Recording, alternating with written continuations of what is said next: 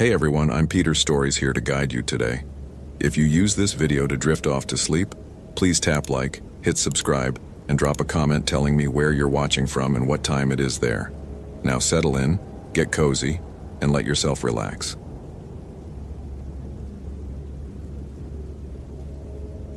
The Motorola radio crackled 3 times before Emily's voice cut through the static, and Christopher Brennan knew immediately that something had fractured in the world.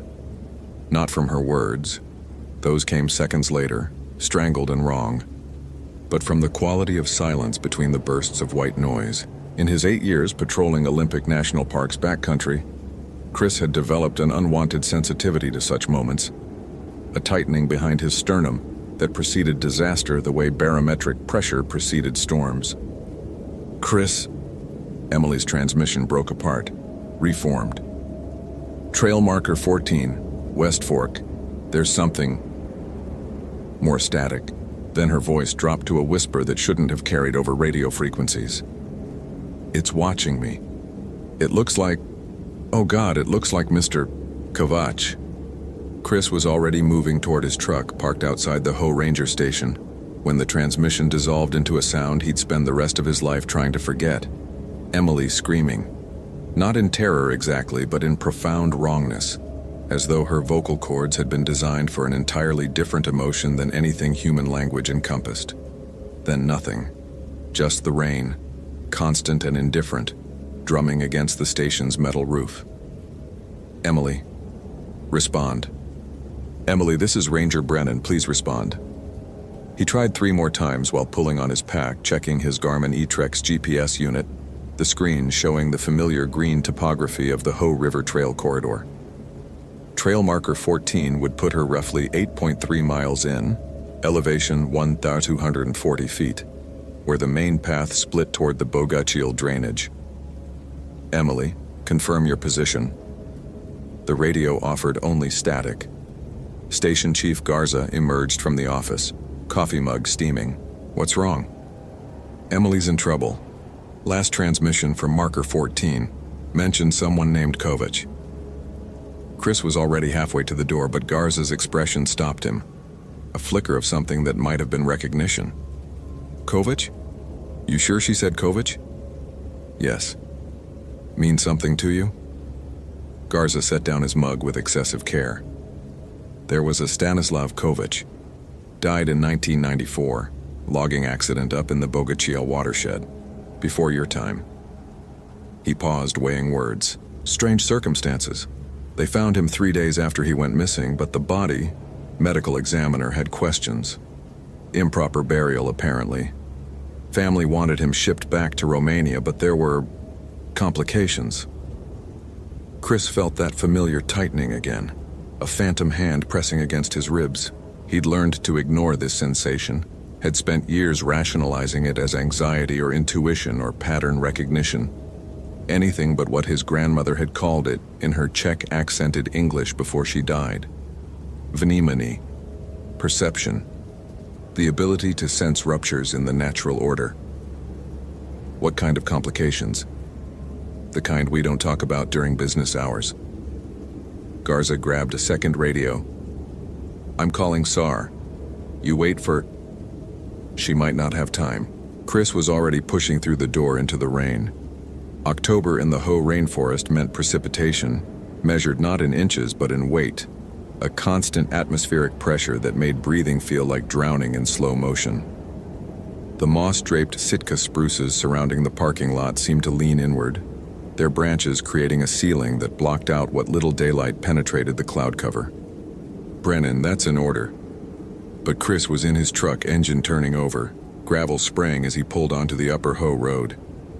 The rational part of his mind knew Garza was right, that protocol demanded he wait for the search and rescue team. The other part, the part he'd spent his adult life trying to suppress, understood with absolute certainty that Emily Vasquez had approximately 4 hours of life remaining, and that the thing wearing Stanislav Kovac's appearance was patient in ways that erosion was patient.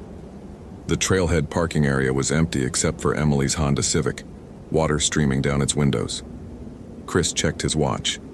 2:47 p.m. She'd signed in at 9:15 a.m., planning a routine survey of the trail maintenance markers up to the 17-mile camp. Solo patrol, standard procedure, nothing that should have resulted in a transmission like the one still echoing in his skull. He shouldered his pack: Garmin GPS, Motorola radio, first aid kit, emergency bivvy, water purification tablets, headlamp, and the small leather pouch his grandmother had given him before she died. He'd never opened it, had told himself he kept it for sentimental reasons, but his fingers found it now in the pack's outer pocket, and it was warm. The Hoh River Trail began innocuously enough, a well-maintained path through old-growth forest where the massive trunks of western red cedars and Sitka spruces created a colonnade of living wood. Moss covered everything in shades of green that had no names, draping from branches in translucent curtains, carpeting the forest floor in undulating layers. The air tasted of decay and growth occurring simultaneously, that peculiar alchemy of the temperate rainforest where death and life were indistinguishable. Chris moved quickly, his boots finding purchase on the muddy trail through muscle memory. The rain intensified, shifting from drizzle to downpour, and visibility contracted to about 30 feet. He passed marker 3 at 3:04 p.m., marker 7 at 3:38 p.m. The GPS showed his progress as a thin blue line across the green topography, reassuringly digital and precise. It was near marker 9, just past the first major creek crossing, that he felt the forest's attention shift toward him. There was no logical explanation for this sensation. The trees continued their patient growth. The rain maintained its rhythm. A varied thrush called from somewhere in the canopy, its haunting double note perfectly normal. But Chris's grandmother had taught him that attention had a quality, a texture, and what focused on him now from deeper in the forest felt less like consciousness than like hunger shaped into awareness. He tried raising Emily on the radio. Static answered. At marker 12, he found the first sign, a piece of yellow surveying tape tied around a hemlock sapling, but tied in a pattern that violated every NPS protocol. Instead of a simple bow, someone had created an intricate knot that resembled a figure 8 laid over a cross. Chris touched it with one gloved finger and felt wrongness radiate up his arm like voltage. His grandmother's voice, memory, or something else. Strigoi marks. Protection that invites what it fears. He pushed the thought away, but it clung like the moss clung to everything in this forest. The trail grew steeper as it climbed toward the western fork. Chris's breathing synchronized with his footfalls, became meditative, and in that meditative state, he noticed things he shouldn't have been able to notice. The way certain trees had deep scratches in their bark, too high for elk, too deliberate for bears. The way the moss grew thicker on one side of the trail, as though avoiding something on the other. The way the rain falling through the canopy created shadows that moved against the wind. Marker 14 appeared at 4:23 p.m., elevation 247 feet according to the GPS. The trail split here, the main branch continuing along the Hoh River, the smaller path branching northwest toward the Bogachil drainage. Emily's boot prints were still visible in the mud, filling slowly with rain. She'd taken the northwest fork, and there, at the base of marker 14, she'd left her radio. Chris picked it up with hands that wanted to shake. The device was intact, battery indicator showing 3/4 charge. No reason for her to abandon it. He keyed the transmit button, heard his own voice emerge from the radio on his hip with a half-second delay. The unit functioned perfectly. She'd left it deliberately. Beyond the marker, the forest changed character. The massive Sitka spruces gave way to a denser mix of hemlock and Douglas fir, and the understory thickened with salal and devil's club. The trail narrowed to barely a foot wide, more game path than maintained route. Chris consulted his topographic map. This region showed scattered elevation markers but no labeled features. Off-trail, unmapped. Emily's boot prints continued northwest, her stride length indicating she'd been running. Chris followed, radio in one hand, the other resting on the small leather pouch in his pack's pocket. The temperature dropped perceptibly, which shouldn't have been possible. He was ascending, yes, but only another 100 feet or so. Yet his breath began to mist, and the rain took on a peculiar quality, drops that felt heavier than water, that left his skin feeling abraded rather than wet. After half a mile, he found her first equipment cache, her GPS unit, placed carefully on a flat stone, screen still glowing. Her track log showed she'd made it another quarter-mile northwest before the device was abandoned. But the coordinates troubled him. According to the Garmin, she'd achieved an elevation of 1,820 feet. Impossible. The topographic map showed this area maxing out at 1,600 feet. He photographed the GPS screen with his digital camera, a Canon PowerShot, the closest thing to smartphone technology available in 2007, and continued following her trail. The boot prints led to a depression in the forest floor, a bowl-shaped hollow perhaps 40 feet across where the trees grew in a perfect circle around empty space. Moss covered the ground in the hollow so thickly that walking on it felt like walking on flesh. In the exact center stood a wooden cross, rotted nearly through, leaning at a 40-degree angle. Carved into the crossbeam, barely visible beneath decades of moss and decay, Stanislav Kovac, 1952-1994. And beneath it, in newer letters, carved with something sharp and hurried, Necropny. Chris's Czech wasn't fluent, but his grandmother had taught him enough. Necropny, unburied, improperly returned to earth. Around the grave, Emily had arranged 7 stones in a pattern Chris recognized from his grandmother's whispered warnings. An old Romanian ward against strigoi mort, the dead that walk. The stones were placed incorrectly, though. She'd reversed the pattern, creating not a barrier but an invitation. That's when he heard the breathing.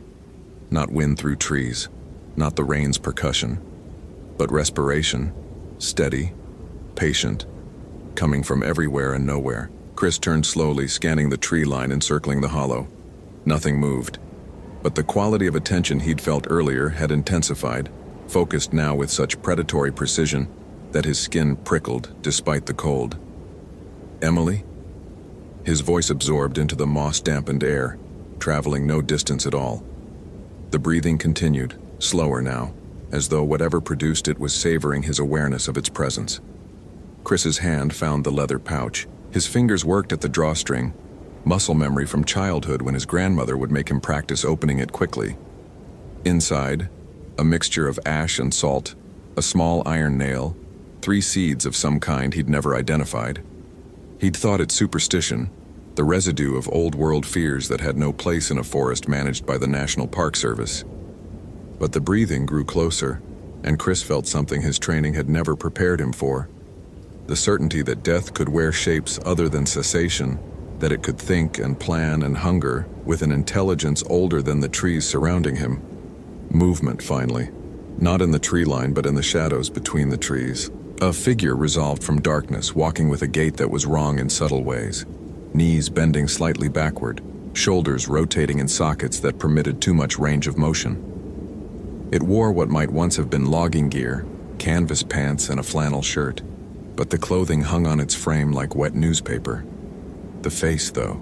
The face was carefully composed into humanity, and Chris recognized the photograph he'd seen once in the station's archival files. Stanislav Kovac, age 42, Romanical immigrant, employed by Ho River Timber Company. The same high cheekbones, the same deep-set eyes, the same gray-streaked beard. Except the eyes didn't blink, and the mouth smiled around too many teeth. "You have the sight," it said. And its voice was Emily's voice, was Garza's voice, was Chris's grandmother's voice, layered over itself like recording tape played backward. She had it too, weak but present, enough to see what I am, enough to come seeking. Chris's training screamed at him to retreat, to call for backup, to treat this as a mental health crisis or a violent encounter. But his grandmother's training, the lessons he dismissed as dementia and cultural superstition, provided different instructions. Never run, never let it know your prey, never speak its name. "Where is Ranger Vasquez?" Chris kept his voice level, professional. The thing wearing Kovac's face tilted its head, neck articulating in ways that suggested too many vertebrae. "Where all who see must go, into the earth, improperly, into the spaces between proper death and proper living." It took a step closer, and Chris noticed it left no footprints in the moss. She came investigating me, heard the old stories from locals, the warnings, thought she was brave. The smile widened. Thought she could help. Release me. Send me home. And you killed her. I corrected her. Another step. The temperature dropped further, Chris's breath now coming in thick plumes. She had the sight, but not the knowledge. Tried to perform a blessing. Used the wrong words, the wrong pattern. Opened the door instead of closing it. The thing gestured toward the stones Emily had arranged. See? She invited me deeper into her. Now she feeds the roots, and the roots feed me. And I walk these woods, as I've walked them since they buried me wrong. In the wrong earth with the wrong rights. Chris's hand closed around the leather pouch. What do you want? Want? The thing seemed genuinely puzzled. I want nothing. I am want itself. I am the hunger that remains when flesh forgets how to rest. I am... Chris threw the pouch's contents directly at the thing's face. The reaction was immediate and catastrophic. The figure recoiled, smoke erupting from wherever the ash and salt made contact. But it didn't scream. Instead, it laughed. A sound like roots cracking through stones, like water freezing and expanding. The human features sloughed away, revealing something underneath that Chris's mind refused to process completely. Flesh that was also wood, bone that was also stone, a geometry that existed in too many dimensions for his visual cortex to interpret. Grandmother's protections, it said, voice no longer trying to mimic humanity. Old knowledge, good, better this way, better when you understand what takes you. It lunged. Chris ran, not along the trail which he understood instinctively was what it wanted, but perpendicular, crashing through Devil's Club and Salal, accepting the thorns tearing at his clothes and skin as preferable to what pursued him. The GPS bounced against his chest. Useless now. He'd entered the realm where coordinates and elevation were negotiable concepts. Behind him, the breathing intensified, multiplied, as though a dozen sets of lungs pumped in synchronization. Trees whipped past, their moss-covered trunks blurring into green walls. Chris's mind cataloged details with the hyper-clarity of absolute terror. The way the rain now fell upward in certain spots, the way shadows pooled on top of tree branches, the way his footprints filled not with water but with something darker and more viscous. He burst into a clearing and immediately understood this was wrong. That clearings didn't exist in old-growth forests without human intervention. This space had been carved from the forest by intention, and the stumps ringing its perimeter were too regular, too deliberately placed. In the clearing's center, a structure. Not a building exactly. More like the memory of a building. A logging camp bunkhouse reconstructed from fog and rot. The walls existed in the same not-quite-real space as the thing pursuing him, substantial enough to block rain but too translucent for solidity, and sitting on the bunkhouse steps waiting with infinite patience, Emily Vasquez. She looked up as Chris entered the clearing, and her face held such profound sadness that he stopped running despite the breathing closing in behind him. She appeared completely intact. No visible injuries, her ranger uniform still crisp and clean. Only her eyes betrayed the truth. They were too dark, pupil and iris merged into uniform blackness. "Chris," she said, her real voice this time. "I'm sorry. I thought I could help him. Thought I understood the old stories." She gestured to the not-quite building behind her. This is where they housed the timber crews. 1887 to 1932. 43 men died here. Disease, accidents, one murder-suicide. They're all still here, in the wood, in the earth. And Kovac, he's the newest, the angriest. He wasn't supposed to be buried here at all. The breathing had stopped. Chris turned slowly, found the Kovac thing standing at the clearing's edge, watching, waiting. "Why?" Chris asked Emily. "Why you?" "Because I have the sight like you. Like your grandmother. We're sensitive to the places where death doesn't settle properly." Emily stood, moved down the steps with motions that were becoming less human by the second. "He didn't kill me, Chris. I killed myself. Used the wrong ritual, said the wrong prayers, and opened myself to what shouldn't enter living flesh. Now I'm becoming what he is. Another Strigoi. Another hunger that walks." Chris's mind, trained in emergency response, sought solutions. There had to be protocols, procedures. We can get you out. Medical evaluation, psychiatric. It's been 6 hours, Chris. 6 hours since I opened the door. You think you've been tracking me for 40 minutes? Check your watch. He did. The digital display showed 11:34 p.m. Impossible. It had been 2:47 when he received her transmission. That was 8 hours and 47 minutes. Time doesn't work the same here, Emily continued. Where death walks improperly, where burial was wrong and rest impossible, the living world and the dead world overlap. You've been in that overlap since marker 14, since you picked up my radio. She took a step toward him, and Chris saw the change accelerating. Her movements becoming predatory, her breathing slowing to that same patient rhythm he'd heard from the Kovach thing. I left the radio so you'd know to come, so you'd understand before the change finished. Understand what? That there's a way out. For me. Maybe for all of them. Emily's hand reached toward the bunkhouse, and Chris saw now that the structure's walls contained faces. Dozens of them. Timber workers trapped in the wood that had killed them, their expressions frozen in eternal suffocation. Kovach told me, before the ritual went wrong, the old ways, the Romanian ways, they have procedures for strigoi, reburial, proper rites. But it requires someone with the sight to perform them, someone living, someone strong enough to enter this overlap and not lose themselves. The Kovach thing moved closer, circling. She speaks truth. The living one with sight can release us, send us properly to rest, end the hunger. Its voice held something almost human now, hope, or perhaps the memory of hope. But the living one must choose, must accept the weight of our deaths, carry them temporarily, perform the burial that was denied. Chris's grandmother had prepared him for this without telling him, he realized. The pouch, the lessons, the stories she'd told that he'd dismissed as superstition. She'd had the sight too, had known he'd inherited it, had given him tools for a moment exactly like this. What happens if I perform the ritual? Chris asked. You carry us temporarily, Kovach said. Feel what we feel.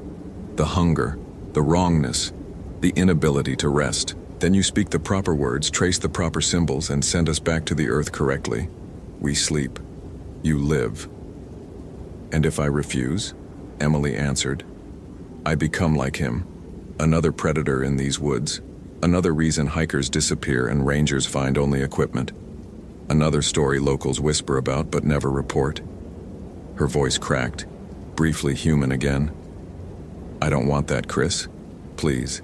Chris looked between Emily, transforming, losing herself, and the Kovach thing, and the faces trapped in the phantom bunkhouse walls. His training said this was delusion, shared psychosis, possibly environmental contamination causing hallucinations.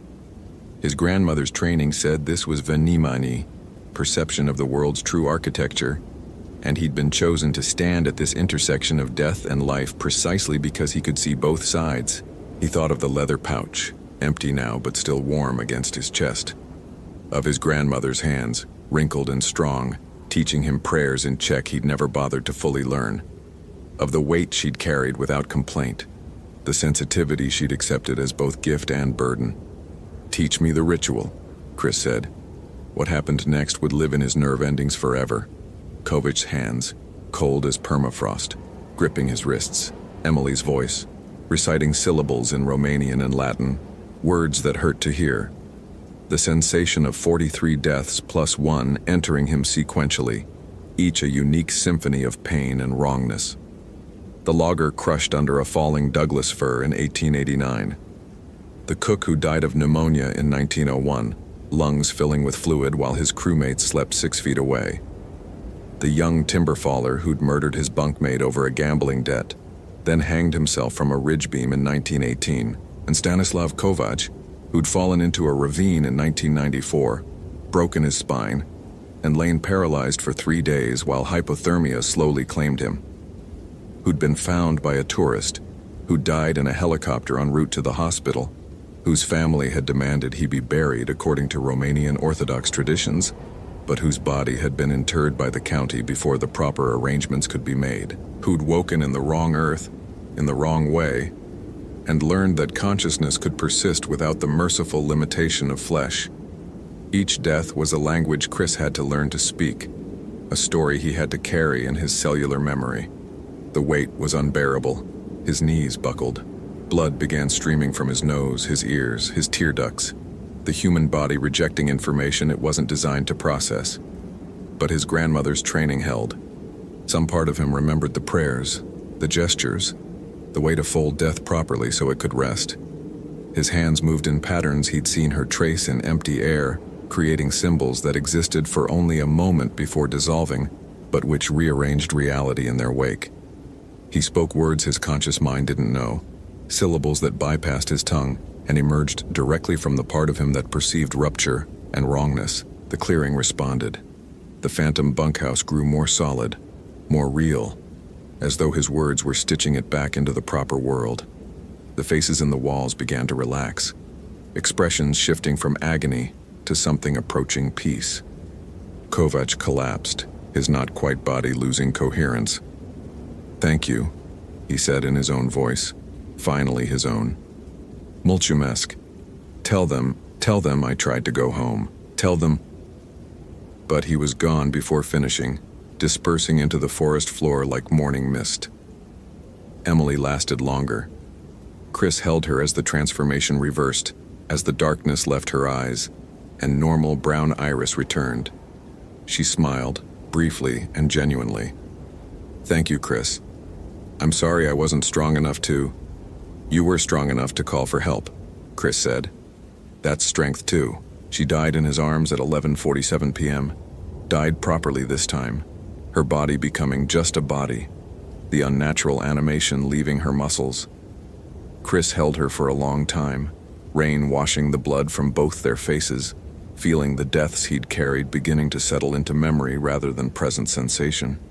When he finally stood, GPS and radio in hand, he found he could trace the route back to marker 14 by dead reckoning. The overlap had collapsed.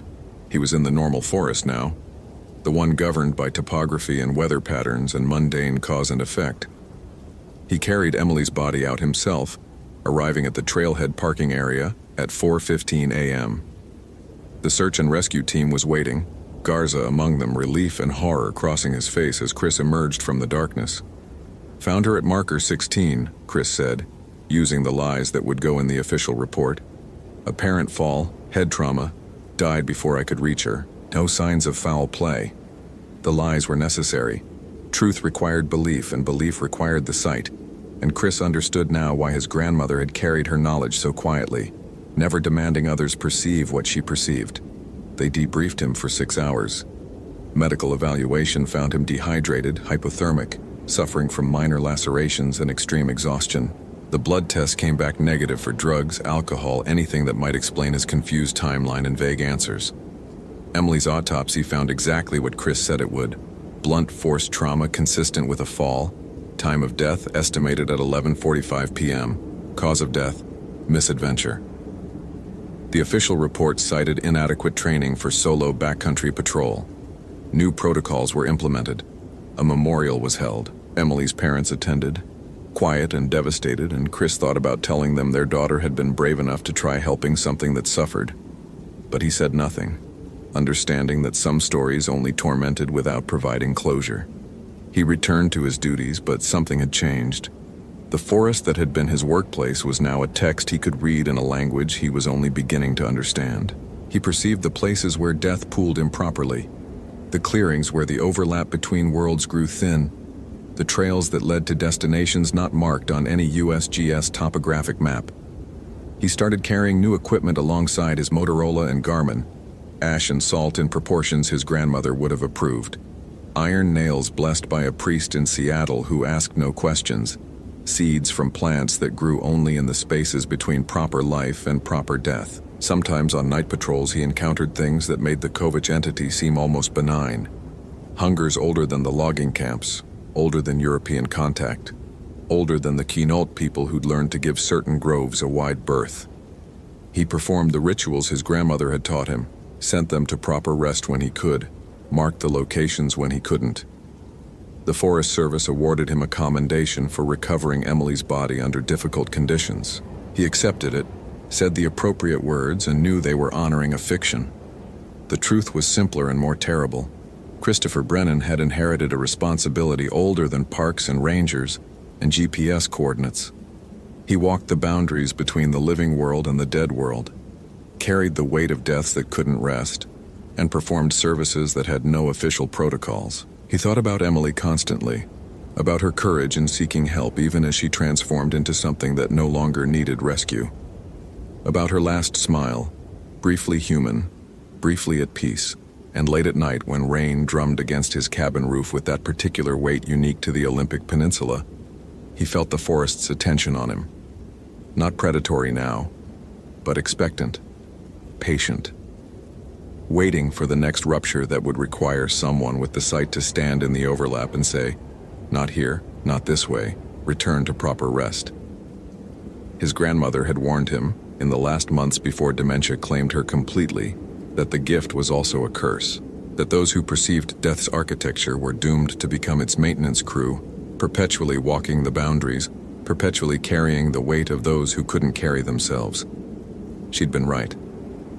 Chris opened his desk drawer, pulled out the leather pouch, refilled now with ash and salt and the small iron nail he'd have to consecrate again before the next patrol. He ran his fingers over the worn leather, feeling the warmth that indicated something in the forest had died improperly, that the overlap was forming again, that someone with the sight would need to enter that terrible space between worlds and perform the work that official reports would never acknowledge.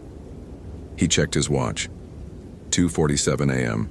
His next patrol started at 6. The rain continued its patient percussion against the roof, and somewhere in the darkness of the Hoh rainforest, in the places where moss covered everything and death learned to walk, something waited for the living to notice it.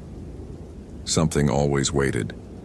And Chris would go because Emily had taught him that courage wasn't about being strong enough to face death alone, but about being brave enough to ask for help, and compassionate enough to answer when others asked.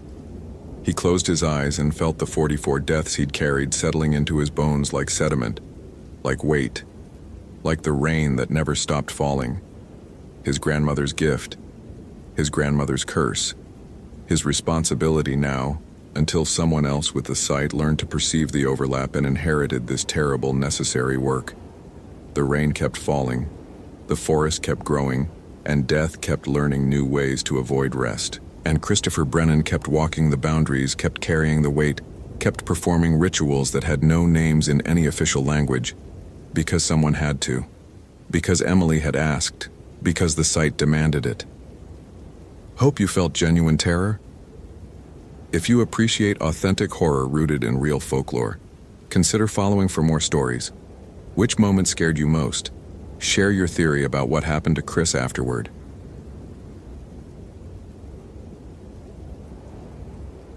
Christopher Hayes had been staring at the topographic map for 20 minutes when the pattern finally revealed itself.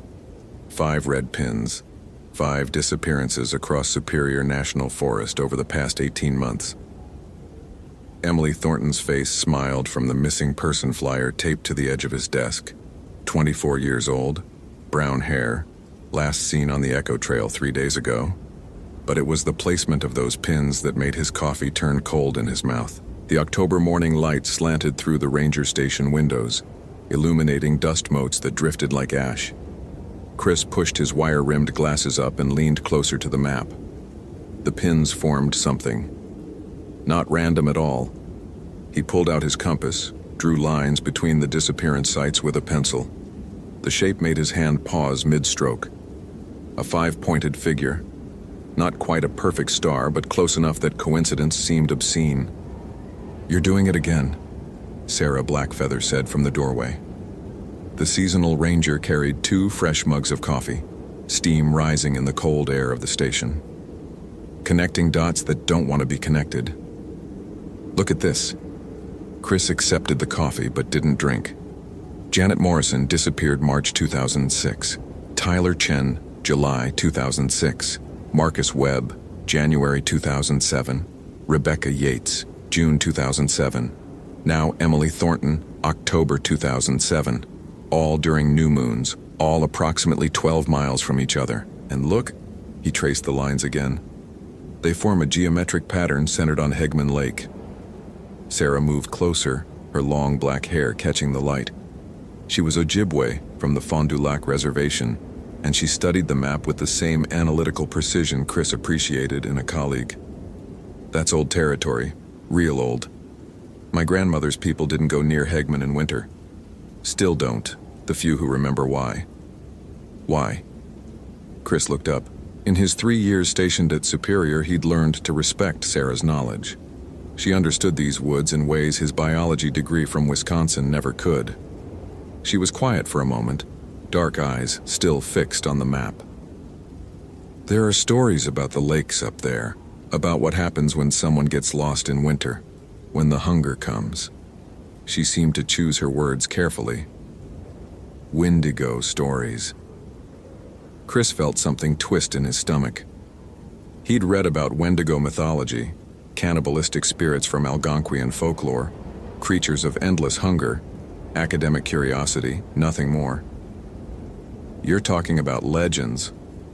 I'm talking about why my people avoided those woods for 300 years. Sarah's voice held no superstition, just flat statement of fact. And I'm talking about how all 5 of your disappeared people vanished during Makwa Gizig, new moon, when the darkness is complete. That's not a coincidence we ignore. The Garmin GPS unit on Chris's desk beeped. Low battery warning. He'd been meaning to charge it. His flip phone sat beside it, displaying no service as it had for the past hour. The towers out here were sparse in 2007, unreliable on the best days. His Motorola radio crackled with static, someone's transmission breaking up across the frequency. The search teams found nothing, Chris said, pulling Emily's file folder across his desk. Her car was at the Echo Trail parking area. Tent was set up at campsite 14. Food still in the bear canister. No signs of struggle, no blood, no tracks leading away. Just gone, like she evaporated. Like the others? Exactly, like the others. Chris opened the folder, scanning his own notes from the previous disappearances.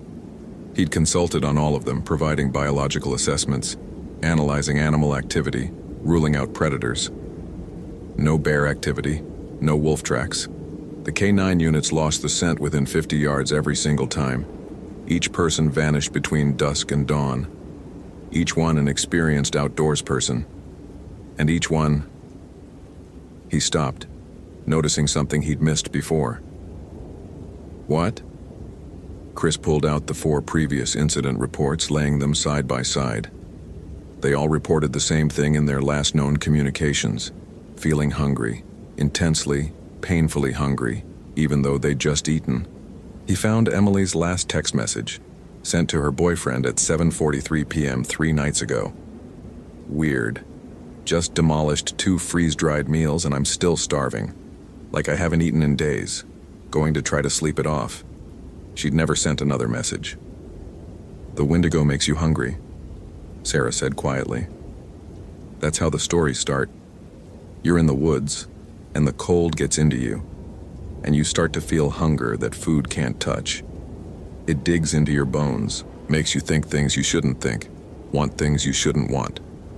Chris stood, pacing to the window. Outside, the forest stretched in endless waves of pine and birch, already touched by early snow. The temperature had dropped to 15 degrees overnight. By evening, it would be near 0. I need to go up there, to Hegman Lake. If there's a pattern, there might be a central location, some kind of staging area, maybe a survivalist camp or you find whatever took 5 people and never left tracks, Sarah interrupted. Chris, I know you. You see the world through data and evidence. But some things don't care about your methodology. Some things are older than science. He turned back to her. I can't just accept that explanation. There has to be a rational. Then take this. Sarah crossed to her locker, pulled out a small leather pouch on a cord. It's a sema, tobacco, and other things. My grandmother made it. She said if I ever felt the hunger in the deep woods, I should burn it. The smoke keeps certain things at bay. Chris took the pouch, feeling its weight. It smelled of dried plants and something else, something sharp and clean. Sarah, I appreciate the cultural context, but you're a scientist and you need evidence. I know. She smiled, but it didn't reach her eyes. Just keep it anyway. And Chris? Don't go alone. Take Davies with you. Mark Davies was the other full-time ranger at the station, a 20-year veteran who knew the boundary waters better than anyone. Chris found him in the equipment room, inventorying the winter survival gear. When Chris explained his theory about the pattern and his plan to investigate Hegman Lake, Davies' weathered face creased with concern. That's two-day territory in this weather, Davies said, his Minnesota accent thickening. Ice is forming, but it's not safe to cross yet. We'd have to hike around the long way. And if this cold snap continues, he checked the thermometer mounted outside the window. We're looking at sustained temps below zero by tonight. Emily Thornton has been missing for 3 days, Chris said. If there's any chance she's alive, then she's already dead from exposure. Davies's bluntness was harsh but practical. You know the statistics as well as I do, but... He paused, organizing his thoughts the way he organized equipment. I'll tell you something. Been ranging these woods since '87. I've seen bear attacks, hypothermia, drowning, lightning strikes, normal deaths if you can call them that. But those 5 disappearances, they're not normal. Something about them feels wrong in a way I can't articulate. Like the forest itself is hiding what happened. Chris pulled out his printed topographic map, now marked with his geometric pattern. If we leave within the hour, we can make it to the south shore of Hegman by nightfall. Set up camp, investigate the area at first light. 2 days, in and out. Davies studied the map for a long moment. That center point you've marked, that's near an old site. Logging camp from the 1890s, abandoned after half the crew died in a winter storm. Bodies were never recovered. The Ojibwe guides who worked there quit en masse after the incident. Walked off and refused to go back. He looked up at Chris. You think that's relevant? I think everything is potentially relevant until proven otherwise. They packed methodically, Chris's scientific training meshing with Davies's field experience. Cold weather tents, 3-season sleeping bags rated to -20, MREs, water filtration, the Garmin GPS with fresh batteries, extra radio batteries, first aid kit, emergency beacon, flares. Chris strapped on his Timberland winter boots and layered thermal underwear under his ranger uniform. His backpack weighed 43 pounds. The drive to the Echo Trail access point took 90 minutes on deteriorating forest roads. The sky had turned gray, pregnant with snow. Chris's truck thermometer read 12 degrees when they parked next to Emily's abandoned Honda Civic. Yellow police tape still marked the perimeter of the parking area. Search and rescue was here for 2 days, Davies said, surveying the scene. Dogs, volunteers, drones. Well, the drone technology in Nero 7 isn't great, but they tried. Found absolutely nothing. Chris examined Emily's car. A mathematics graduate student from Duluth, according to her file. Smart, careful, experienced. Her camping gear was high quality, her planning evident in the detailed itinerary she'd left with her boyfriend. She wasn't the type to make rookie mistakes. They shouldered their packs and headed into the forest. The Echo Trail lived up to its name. Every sound seemed to repeat itself, bouncing off the dense stands of pine and bare birch. Their boots crunched through 3 inches of snow, breaking the crystalline silence. Chris checked his GPS every 15 minutes, marking their progress. The device's blue screen glowed weakly, showing their position as a blinking dot moving deeper into wilderness. Tell me about the other disappearances, Davies said as they hiked. You've been analyzing them. What patterns besides the obvious? Chris had committed the details to memory.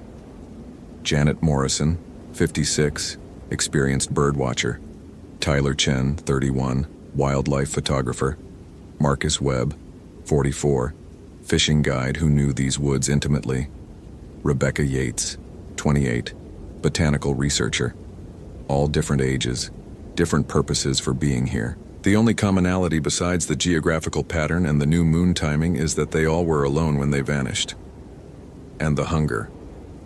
And the hunger, Chris agreed. Though that could be psychological, stress, cold, isolation. These can all manifest as... Chris, Davies stopped walking. Look. They'd reached a small clearing. The snow here was disturbed, marked with irregular depressions that might have been footprints. But they were wrong. Too large, too oddly spaced. Chris knelt, examining them with his analytical precision. The depressions were at least 18 inches long, but the edges were strange, blurred, as if whatever made them had been both very heavy and somehow insubstantial at the same time.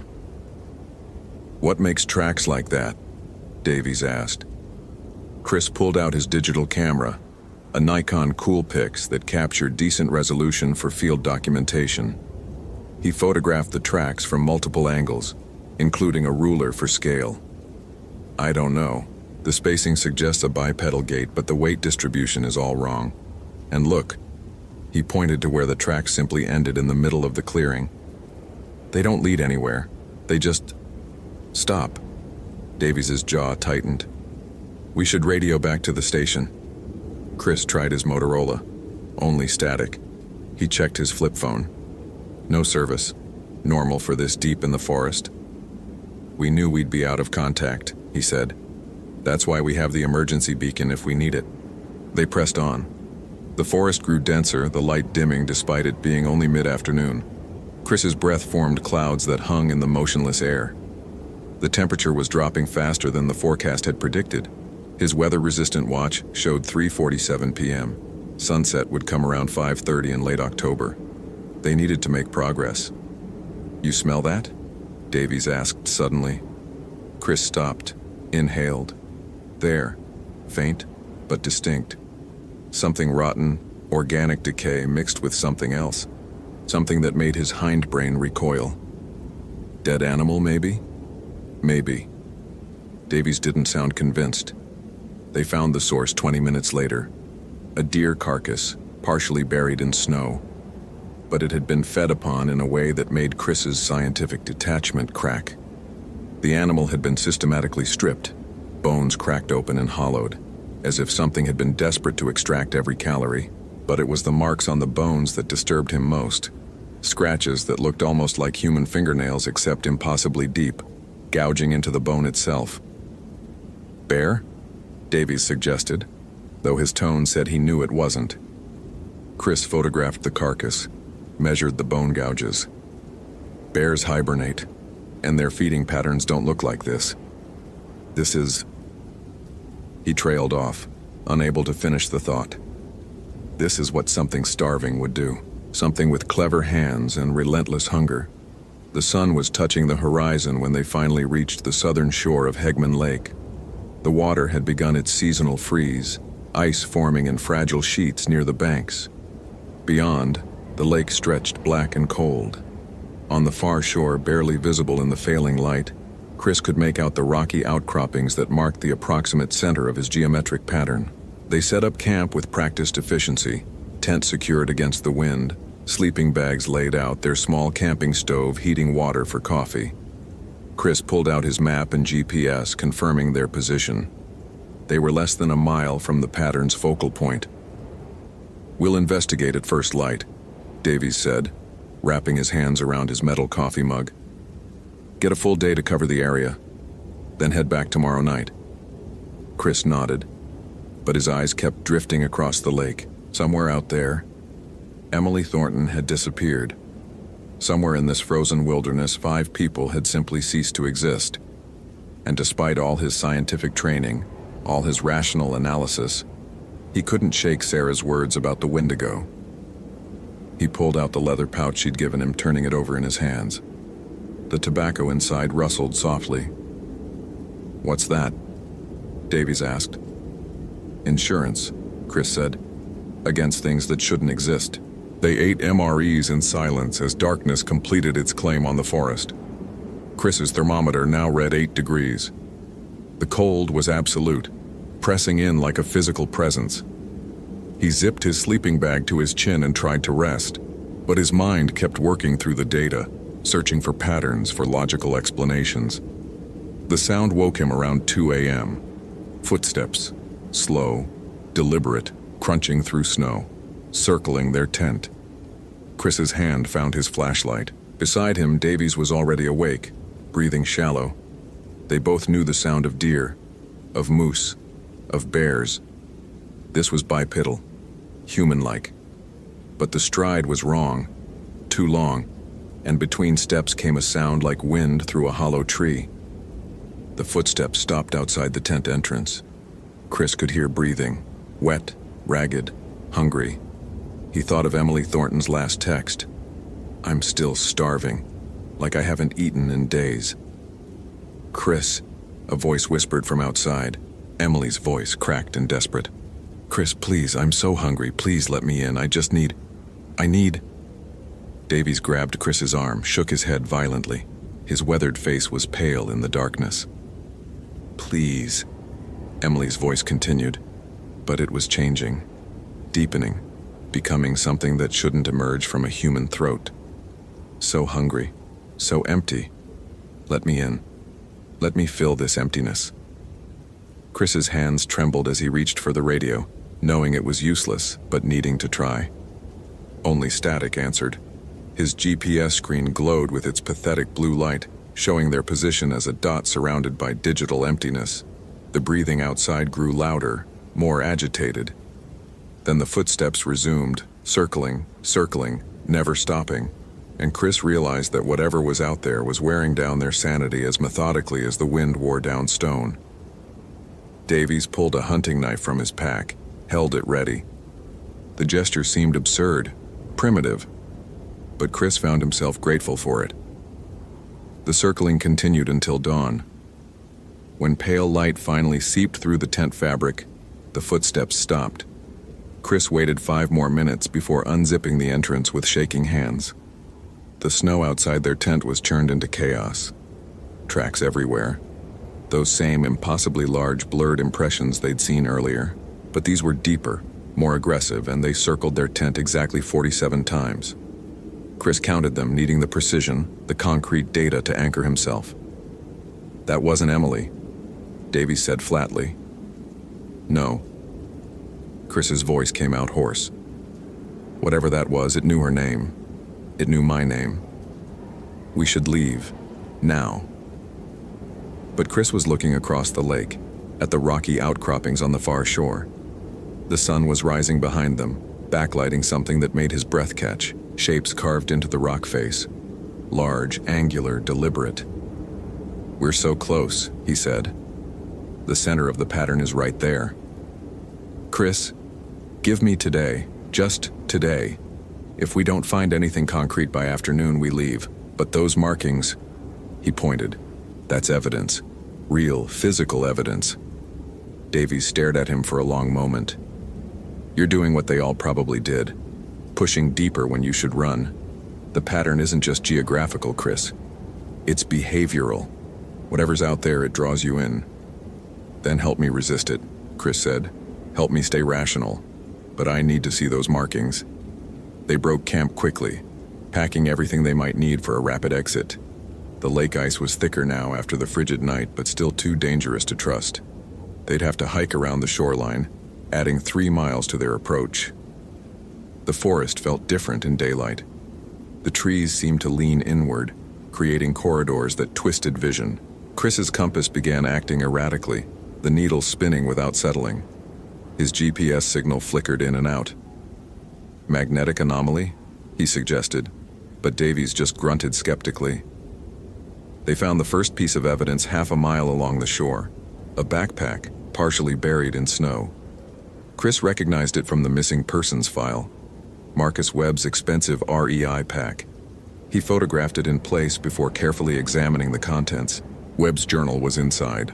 The last entry dated January 15, 2007, the day he disappeared. Chris read it aloud. "Can't explain this hunger. Ate everything I brought. Starting to think about things I shouldn't.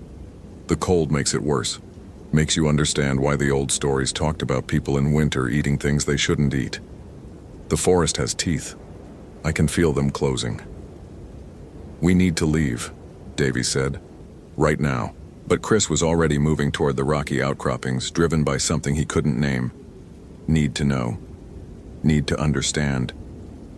His scientific mind demanded completion, demanded answers.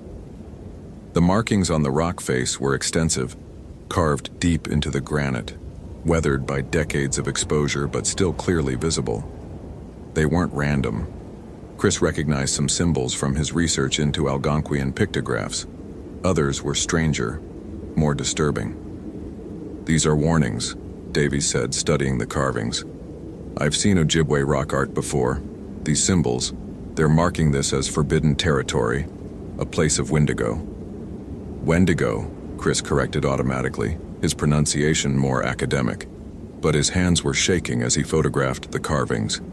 In the center of the rock face was a larger symbol, a human figure with an animal skull for a head, ribs visible through emaciated flesh, hands ending in claws. Around it, smaller figures ran or cowered. "No," Davies said. "I said it right. Wendigo, the original word, before anthropologists cleaned it up." He pointed to markings below the central figure. "That's the old logging camp. And those..." He indicated a series of notches carved into the stone. "Those are tallies, 16 marks. 16 people. The logging crew that had vanished in the 1890s. Chris felt his stomach drop. 5 disappearances in the present day, 16 historical victims, 21 total. He pulled out his map with trembling hands, studying the geometric pattern he'd drawn. 5 points to a star. A pentagram requires 5 elements, but 16 plus 5.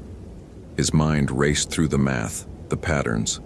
What if the 5 recent disappearances are completing something that started over a century ago? "Chris." Davies's voice was tight. "The sun's getting lower. We've been here longer than you think." Chris checked his watch. It was 4:17 p.m. They'd lost hours somehow. The walk here should have taken 90 minutes at most, but his watch claimed they'd been moving through the forest for over 7 hours. "Time displacement," he muttered, but that made no scientific sense. Nothing about this made sense. The sound came from the tree line behind them, that wet, ragged breathing. Chris spun, fumbling for his flashlight even though daylight remained. The breathing grew louder, multiplying, coming from multiple directions. "They're hurting us," Davies said, pulling his knife. "Away from our escape route." Chris's analytical mind processed the tactical situation even as terror clawed at his composure. They were backed against the rock face, the lake behind them, breathing things in the forest cutting off their return path. The only option was across the lake ice. "It won't hold our weight," he said. "We don't have a choice." The breathing resolved into shapes, figures emerging from between the trees. They moved wrong, joints bending at angles that shouldn't work, skin hanging loose over skeletal frames. Chris recognized Emily Thornton's hiking jacket on one of them, Marcus Webb's distinctive red hat on another. But their faces were wrong, stretched and hollow, mouths too wide, filled with teeth that had been filed to points. "Wendigo," Davies breathed. "Jesus Christ, they're all Wendigo." Chris's scientific mind tried to catalog what he was seeing, tried to find rational explanation. Rabies? Some kind of prion disease causing aggressive behavior and emaciation. But he knew he was lying to himself. What was walking toward them wasn't disease. It was hunger given form. Hunger that had consumed 5 people and transformed them into something that existed only to feed. The figures stopped at the tree line, swaying. One of them, the one wearing Emily's jacket, spoke in that too deep voice he'd heard outside the tent. "Join us, Christopher. The hunger stops when you give in. The cold stops, everything stops except the feeding. It's beautiful, it's release." "We're going across the ice," Chris said, grabbing Davies' arm. "It's suicide. Staying is certain death." They ran for the lake, boots hitting the ice with cracks that sounded like gunshots. Behind them, the Wendigo thing surged forward, their footsteps thunderous. Chris's backpack bounced against his spine, the GPS unit digging into his lower back. The ice groaned beneath them, spiderwebbing with fractures. "Keep moving," Davies shouted. "Don't stop." The ice split 20 feet from shore. Chris felt himself falling, the black water rising to meet him. cold so intense it was pain. His pack dragged him down. He thrashed, fighting against the weight, against the water filling his clothes. Davies's hand grabbed his collar, hauling him upward with desperate strength. They broke the surface together, scrambling onto thicker ice, water flash freezing in their clothing. The Wendigo stood at the shore, watching with hollow eyes but not following. "They can't cross running water," Davies gasped. "Old folklore. Moving water is purification, even frozen." "Move," Chris managed through chattering teeth. "Hypothermia. Minutes." They staggered across the remaining ice and into the forest on the far side, putting distance between themselves and those watching figures. Chris's clothes were already stiffening, ice forming in the fabric. His core temperature was plummeting. He had perhaps 15 minutes before his body began shutting down. Davies pulled emergency thermal blankets from his pack, wrapped one around Chris. "We need fire. Now." But Chris's hands were too numb to work matches. Davies took over, building a small fire with practiced speed using pine needles and birch bark. The flames caught, grew. Chris pressed close to the heat, feeling returning to his extremities in agonizing waves. "The pouch," he said through clicking teeth. "Sarah's pouch. In my pack." Davies found it, the leather surprisingly dry. Inside was tobacco and other herbs Chris couldn't identify. Davies threw a handful onto the flames. The smoke that rose was thick and white, smelling of sage and something sharper. The Wendigo things that had been approaching through the trees stopped, backing away from the smoke. One of them, Tyler Chen, Chris thought, recognizing the photographer's distinctive tattoo sleeve, hissed like burning wood. "The smoke keeps them at bay," Davies said. "Your friend Sarah knew." Chris's mind was clearing as his core temperature stabilized. His GPS had shattered in the fall, useless now. His radio was waterlogged. His phone was dead. They were cut off, alone, with no way to call for help and miles from the nearest road. "We can't stay here," he said. "The fire won't last. The smoke won't last. Then we move, now, while they're still hesitant." They grabbed their packs and ran, following the GPS coordinates Chris had memorized before the unit died. South-southeast, 3.6 miles to the Echo Trail parking area. They had perhaps 2 hours of daylight left. The Wendigo followed at a distance visible between trees, keeping pace but not attacking. Chris understood with sickening clarity what was happening. They were being herded again, driven toward something. The disappearances weren't random violence, they were selection. Careful, deliberate selection. "The pattern," he gasped as they ran. "The geometric pattern. It's not marking where they disappeared. It's marking where they were transformed. This whole area is one massive hunting ground. The center point, those rock carvings, that's the source. The original Wendigo, maybe from the 1890s. It created the others. How do we stop it?" Chris's analytical mind raced through folklore, through everything Sarah had told him.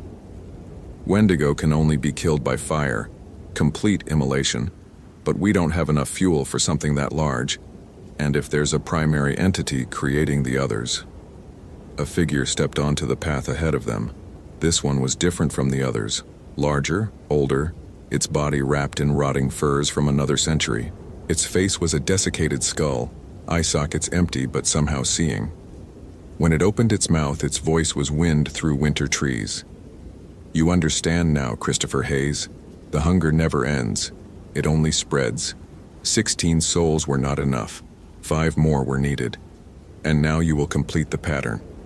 21 souls to break the binding, to let the hunger spread beyond these woods. You did the mathematics.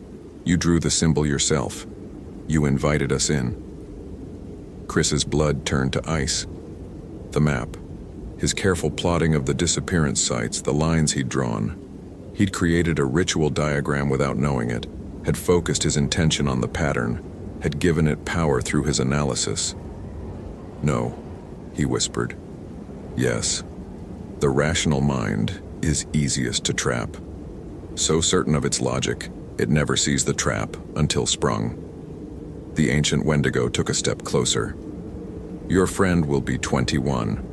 You will be 22. And then we feast on civilization. Davies raised his hunting knife, a pathetic defense.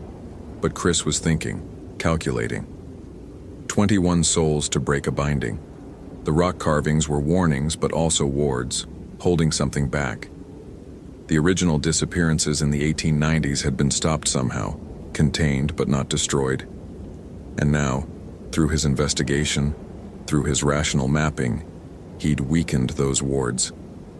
The tobacco, he said suddenly. All of it. On the creature. What? Trust me. Davies threw him the pouch. Chris pulled out the emergency flare from his pack, waterproof, designed to burn at 2,000 degrees. His hands shook as he twisted the cap, but his mind was clear. Science hadn't failed him. He'd just been asking the wrong questions. The ancient Wendigo lunged forward with impossible speed. Chris jerked the flare ignition cord, thrust the burning phosphorus into the leather pouch, and hurled the entire blazing package directly into the creature's open mouth. The effect was immediate and catastrophic. The Wendigo staggered, clawing at its throat as the blessed tobacco and burning chemicals ignited something deep within its desiccated form. Fire erupted from its eye sockets, its mouth, spreading across its body like liquid. The creature's shriek was the sound of winter wind and starving madness, and it drove both men to their knees. The other Wendigo, the 5 transformed victims, began convulsing, as if the destruction of the primary entity was affecting them. Emily Thornton's hollowed form collapsed into the snow, and for a moment her face became human again, almost peaceful. "Thank you," she whispered, before her body began to burn from within.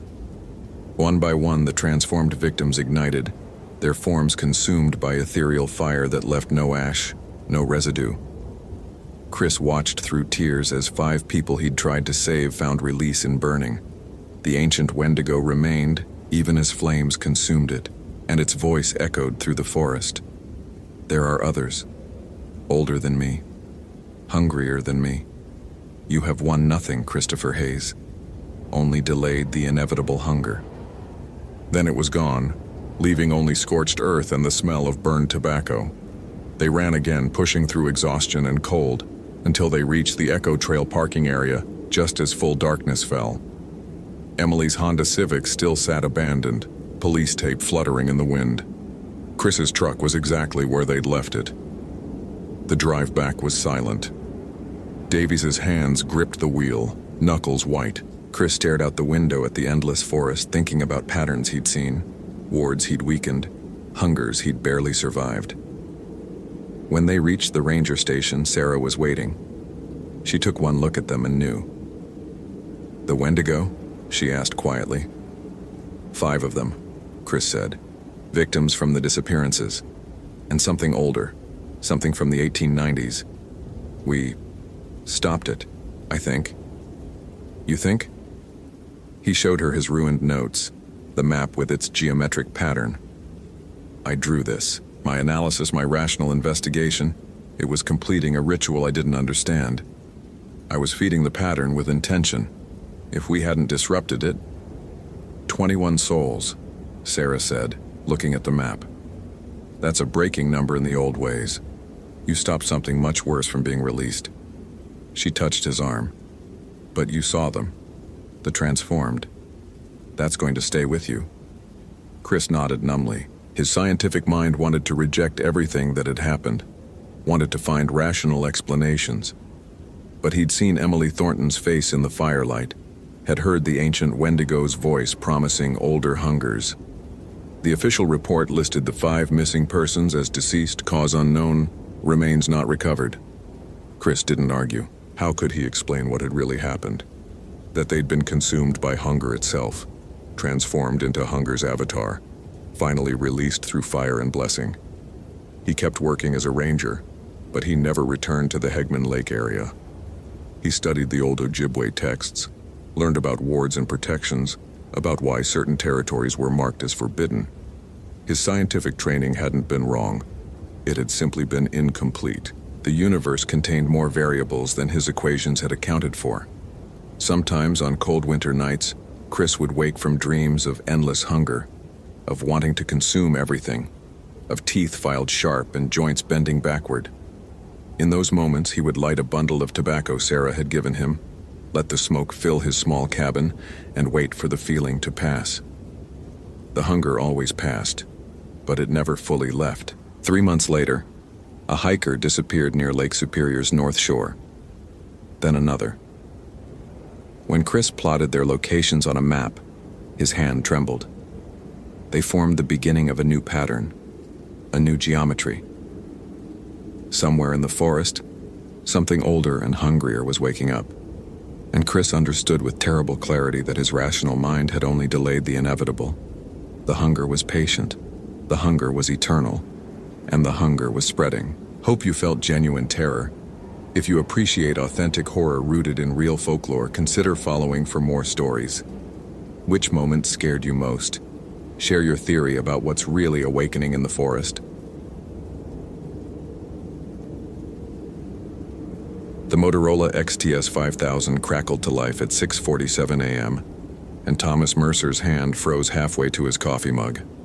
Static first, then a voice.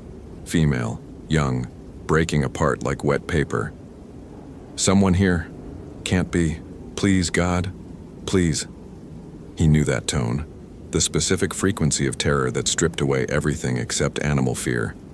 He'd heard it once before, 3 years ago, and the hiker whose voice carried that same ju-ju quality never came home.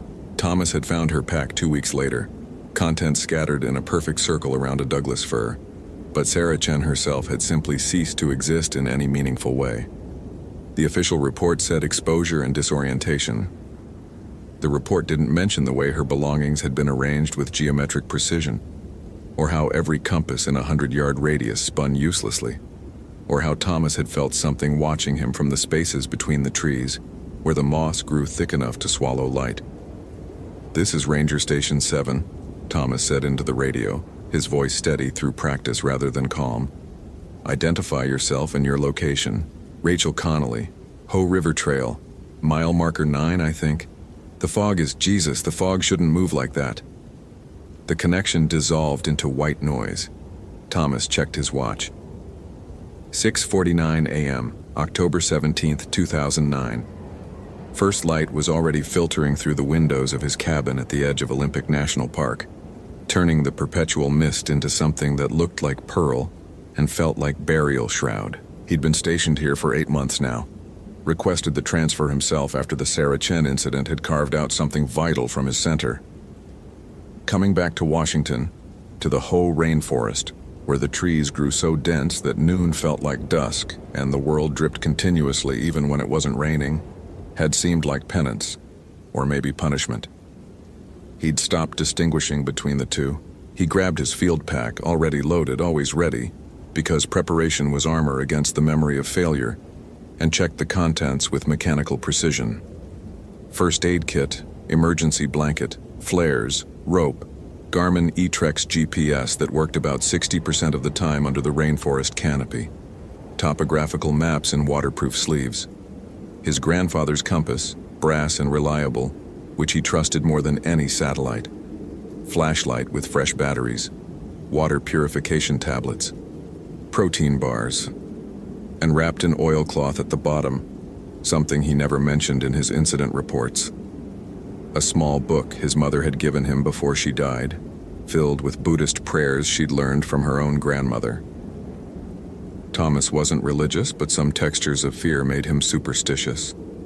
The drive to the Ho River trailhead took 40 minutes through forest, so thick it felt like traveling through a tunnel of living things. Sitka spruce and western hemlock rose like cathedral pillars, their bark black with moisture, their branches heavy with moss that hung in curtains thick enough to hide anything.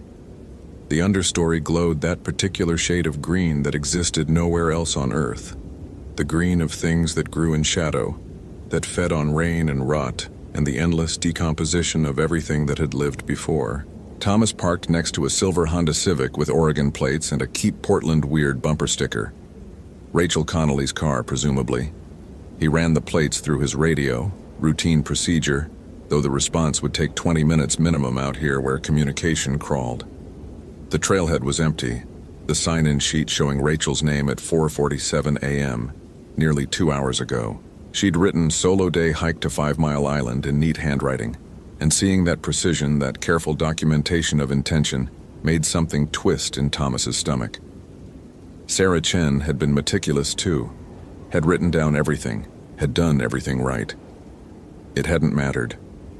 He shouldered his pack and started up the trail at a pace just short of running. The Ho River Trail wound through some of the most pristine, temperate rainforest in the continental United States, a place where nature performed its slow work of creation and destruction with the patience of something that had outlasted glaciers. The trail itself was well maintained, a ribbon of packed earth and wooden bridges threading between titans of vegetation. But maintenance meant nothing when someone left the trail.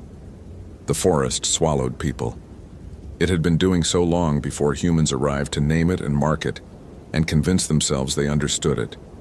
Mile marker 1 passed, then 2. Thomas's boots squelched in mud that never fully dried. The air tasted green and thick, heavy with oxygen from all that photosynthesis, heavy with spores from all that rot. Everything here lived on top of something dead. Nurse logs sprouted entire gardens from their decomposing bodies. Mushrooms clustered like tumors on bark. Even the moss, that ubiquitous presence that covered every surface like fur, was engaged in its own patient digestion of the world. At mile marker 4, Thomas found the first anomaly. A section of trail where the moss had been disturbed, scraped aside in a pattern that made him stop and stare. Not random. Someone had cleared the moss from a fallen log to expose the wood beneath, and in that exposed surface, scratches. Deep ones, made with something sharp. They formed symbols he didn't recognize. Geometric patterns that seemed to shift when he looked at them too long. Circles intersecting with lines that might have been language, or might have been decoration, or might have been something else entirely. He photographed them with his digital camera, the flash stark and offensive in the perpetual twilight. The images on the small screen looked different than the physical markings, flattened and less disturbing, as if the camera couldn't quite capture whatever quality made his fingers itch to touch them, and his instincts scream not to. "Rachel?" he called out, his voice absorbed by the forest like water into a sponge. "Rachel Connolly? This is Ranger Thomas Mercer. If you can hear me, call out." Silence. Then, somewhere deeper in the forest where the trail bent toward the river, a sound, not a voice. Something between a breath and a sob, sustained too long to be human but shaped enough like human to make his skin contract. Thomas moved toward it, hand on his radio, thumb ready to call for backup. Except backup was 50 miles away, and by the time anyone reached this location, whatever was happening would have already happened. That was the arithmetic of wilderness rescue. Time and distance reduced every intervention to archaeology, not prevention. The fog was thickening. That wasn't unusual. The Ho generated its own weather systems, moisture condensing and dispersing in cycles that had nothing to do with forecasts. But there was something deliberate about this fog, the way it moved in currents that suggested intention rather than meteorology. It pooled in the low places and reached in tendrils through the trees, and where it touched the moss seemed to darken, to take on tones of gray and black instead of that luminous green. Mile marker 5. The trail forked here, the main path continuing east along the river, a secondary trail, barely maintained, really just a suggestion worn into the earth by decades of boots, climbing north toward an area called Elk Lake. Thomas checked his GPS, but the screen showed only static. He tapped it, reset it, but the device had succumbed to whatever electromagnetic confusion haunted this place. His grandfather's compass worked, though. Pointed north with the steady certainty of iron seeking truth. On a tree at the fork, something hung. Thomas approached slowly, every instinct screaming wrongness. It was hair, long black hair, impossibly long, braided and hung from a low branch in a way that suggested both offering and warning. The hair looked freshly cut, still held moisture, and when Thomas got close enough to see detail, he noticed each strand had been tied with tiny knots at precise intervals, creating a texture like braille or coding. He didn't touch it. His mother's voice, memory now rather than presence. "Some things are doors, Thomas. You touch them, you open something. You open something, you can't always close it again. His radio crackled. Thomas? Thomas? If you're there. Rachel's voice, but different now. Flatter. Like someone reading phonetic sounds without understanding their meaning. I found it. The place where it happened. They're still here, Thomas. They never left. They've been waiting, and now... Rachel, what's your exact location? Thomas demanded, but the radio went dead. Not even static. Just absence of sound so complete it felt like the device had stopped existing. He took the northern fork, following the compass more than memory because the trail kept vanishing under fresh moss that looked decades old. The forest changed here. The trees grew closer together, their branches interlocking overhead to create genuine darkness even though his watch insisted it was only 8:15 a.m. The temperature dropped, not gradually but in zones, pockets of cold that his breath made visible. And the smell changed too. Underneath the usual perfume of decay and growth, something else. Mineral. Sharp. Like ozone. Or like the smell that clung to his mother's hands after she cleaned the family altar. At what his GPS would have called mile 6 if his GPS had been functioning, Thomas found Rachel's backpack. Red and blue, REI brand. Sitting upright in the center of what had once been a trail, but was now just a narrow corridor between walls of vegetation. The pack's contents had been removed and arranged around it in a perfect circle. Water bottle, first aid kit, energy bars still in their wrappers, fleece jacket folded with geometric precision, and in the exact center of this circle, a notebook, open to a page filled with writing that deteriorated from normal cursive at the top to frantic scrawling at the bottom, to something that might have been letters, or might have been attempts to draw what letters couldn't describe. Thomas read the final legible sentences. The fog has faces. I thought they were rocks at first, stones covered in moss, but then they moved. They're children. They're all children, and they're looking at me like I'm supposed to understand something, like I'm supposed to remember. But I don't remember. I wasn't even born yet, but they don't care about that. They don't care about anything except... The handwriting dissolved into illegibility after that, lines crossing and recrossing until the paper tore. Thomas's throat had gone dry. Children. His mother had told him stories, the ones her grandmother told her about Kodomo no Rei. Spirits of children who died far from home, who wandered forever looking for parents who would never come. But those were Japanese ghost stories, and this was Washington State, and the two had no business intersecting except there had been internment camps. Not here, not exactly, but close enough. During World War II, when fear had been weaponized and transformed into policy, when American citizens had been reclassified as enemy aliens and disappeared into detention centers scattered across the remote interior. Thomas knew the history academically, but standing here in this forest that felt increasingly like it existed in some temporal overlap, he wondered what he'd failed to understand about how places remembered violence. A sound behind him. Thomas spun, hand going to the bear spray on his belt, useless against what he was actually afraid of, but the gesture was automatic.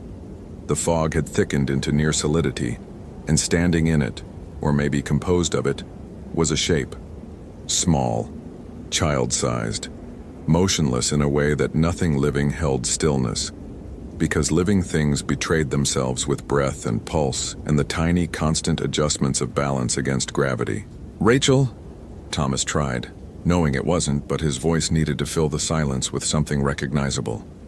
The shape didn't respond, didn't move, just stood there in the fog, and Thomas realized with a precision that felt like cold water through his veins that he couldn't actually see any features.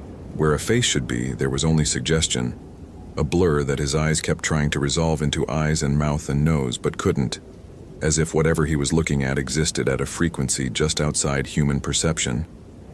He took a step backward. The shape mirrored him, maintaining exact distance.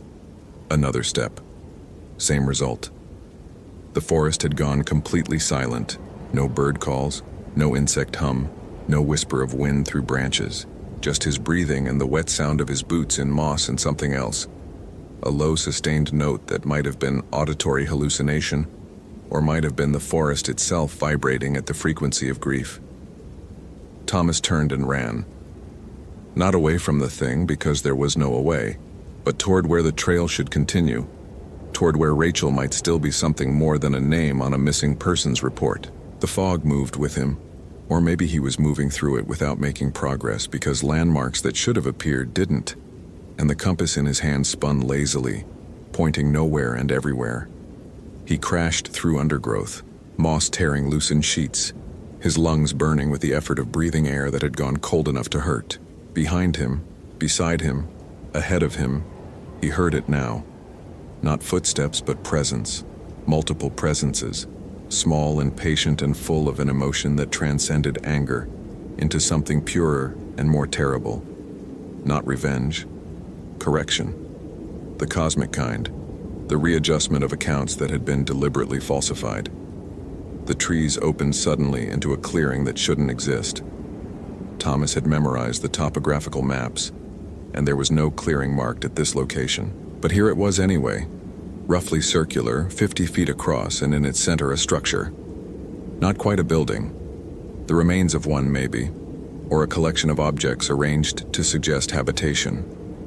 Wooden posts driven into the ground in a square pattern, rusted metal sheeting, fragments of tar paper, and everywhere, scattered like seeds, objects of daily life rendered archaeological by abandonment. A child's shoe, leather rotted to lace, tin cups, corroded green, shards of mirror glass, and hanging from the wooden posts, dozens of strips of paper covered in writing. Japanese characters that Thomas couldn't read but recognized as prayers, protection sutras, the kind his mother had kept tucked into the corners of door frames. In the center of this ruin, Rachel Connolly stood with her back to him, completely motionless, her arms at her sides, her head tilted at an angle that suggested she was listening to something inaudible. "Rachel," Thomas said, his voice coming out strangled. "Rachel, we need to leave. Now." She turned, and Thomas's lungs forgot their function. Rachel's face was her own. He could recognize her from the photo on her driver's license that dispatch had sent to his radio. But her expression was nothing he'd seen on a living human. Calm beyond calm, empty beyond empty. And her eyes, pupils dilated so wide there was almost no iris visible, just darkness reflecting darkness. "They want me to remember," she said, her voice that same flat affect from the radio. "But I don't remember, I wasn't there. None of us were there. But they don't understand linear time anymore. They've been waiting too long. Time doesn't work the same for them. We're all guilty, Thomas. Every one of us who walks free while they're still trapped in the moment of dying alone and terrified and confused about what they did wrong. What crime did they commit? Being born with the wrong faces? Speaking the wrong language in their own homes? Rachel, you're hypothermic," Thomas said, moving toward her slowly, hands visible, using the voice he'd learned in crisis intervention training. "You're confused. We need to get you warm and—" "I'm not confused." Rachel smiled, and the smile was all wrong. Corners pulling too far, duration lasting too long. "I'm seeing clearly for the first time. Do you know what happened here, Thomas? A family. Mother, father, 3 children. They escaped from Minidoka in 1943, tried to disappear into the wilderness, thought they could survive here until the war ended and sanity returned. They lasted 6 weeks before exposure and starvation killed the youngest first, then the others one by one. The mother was last. She scratched prayers into trees, begging ancestors for intervention, for mercy, for understanding of why her children were being punished for nothing. The prayers didn't work. You can't reach across an ocean when you're dying in a forest. You can't make the dead hear you when you're becoming one of them. The fog contracted around the clearing, and Thomas could see them now. Really see them. 5 shapes in the mist, 2 adult-sized, 3 smaller. They didn't move, but they were there. Had been there the entire time. Would be there long after Thomas left or didn't leave, because some presences achieved permanence through the sheer weight of injustice. "They're not haunting the forest," Rachel continued, her voice beginning to crack, emotion bleeding through the eeriness. "They're haunting America, this whole country. Every place where we looked away, where we let fear make us cruel, where we built camps and cages and told ourselves it was necessary, that we were protecting something, when all we were protecting was our own comfort with easy answers. The forest is just where these particular ghosts ended up, but they're connected to all the others. Can you feel it, Thomas? The network of them, the web of abandoned children and broken families stretching back centuries forward into futures we're already building. Thomas's hands were shaking. He recognized the rhetoric: trauma-induced disassociation, psychotic break, any number of clinical terms that explained nothing about the way the air had gone thick with presence, the way he could taste copper and salt, the way every instinct he possessed screamed that Rachel wasn't wrong. She was just speaking truth that reality usually had the decency to keep metaphorical. "I found her," Rachel said quietly, and she stepped aside, and Thomas saw what she'd been blocking from view: a body. Partially mummified by the particular chemistry of the rainforest, preserved enough that features were distinguishable. Asian features, female, young, wearing hiking clothes that would have been current 3 years ago. Sarah Chen, the hiker Thomas had failed to save, the failure that had driven him into this exile, lay curled at the base of a moss-covered post, her hands folded across her chest, positioned with care that suggested purpose. "They kept her," Rachel whispered. "As what? Offering? Companion? Warning? I don't think they know anymore. They've been here so long, Thomas. So long that they've forgotten everything except the feeling, the betrayal, the abandonment, the dying alone. That's all they are now. Just that feeling, concentrated and permanent. And everyone who comes here trying to find peace in nature, trying to pretend the world is beautiful and makes sense, they touch that feeling and..." She stopped, tilted her head again, listening. "Oh," she said softly. "Oh, they're showing me. The mother's name was Akiko.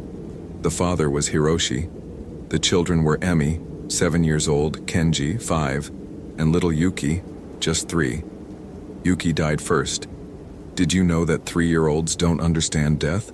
They kept asking when they could go home, kept asking what they did wrong, kept asking why Mama and Papa couldn't fix it. Because parents fix things, that's what parents do. Except Akiko and Hiroshi couldn't fix America, couldn't fix fear, couldn't fix the impossibility of surviving in a forest with no supplies and 3 children, and winter coming." Thomas forced his feet to move, closed the distance between himself and Rachel, grabbed her arm. Her skin was ice cold, temperature dropping below physiologically viable, but she was still talking, still channeling something that was using her voice as instrument. The mother lasted longest, watched all of them die, buried them with her hands, said prayers over each grave, then sat down and waited for her own death like it was an appointment she was late for. She died on December 7th, 1943, second anniversary of Pearl Harbor. She found that ironic. Laughed about it, actually, as she froze. Laughed and laughed until she couldn't breathe anymore. "Rachel, stop talking, look at me." Thomas gripped both her shoulders now, shook her gently, then harder when she didn't respond. "You're going into shock. Whatever you think you're experiencing, it's not real, it's..." Her eyes focused on his face with sudden intensity.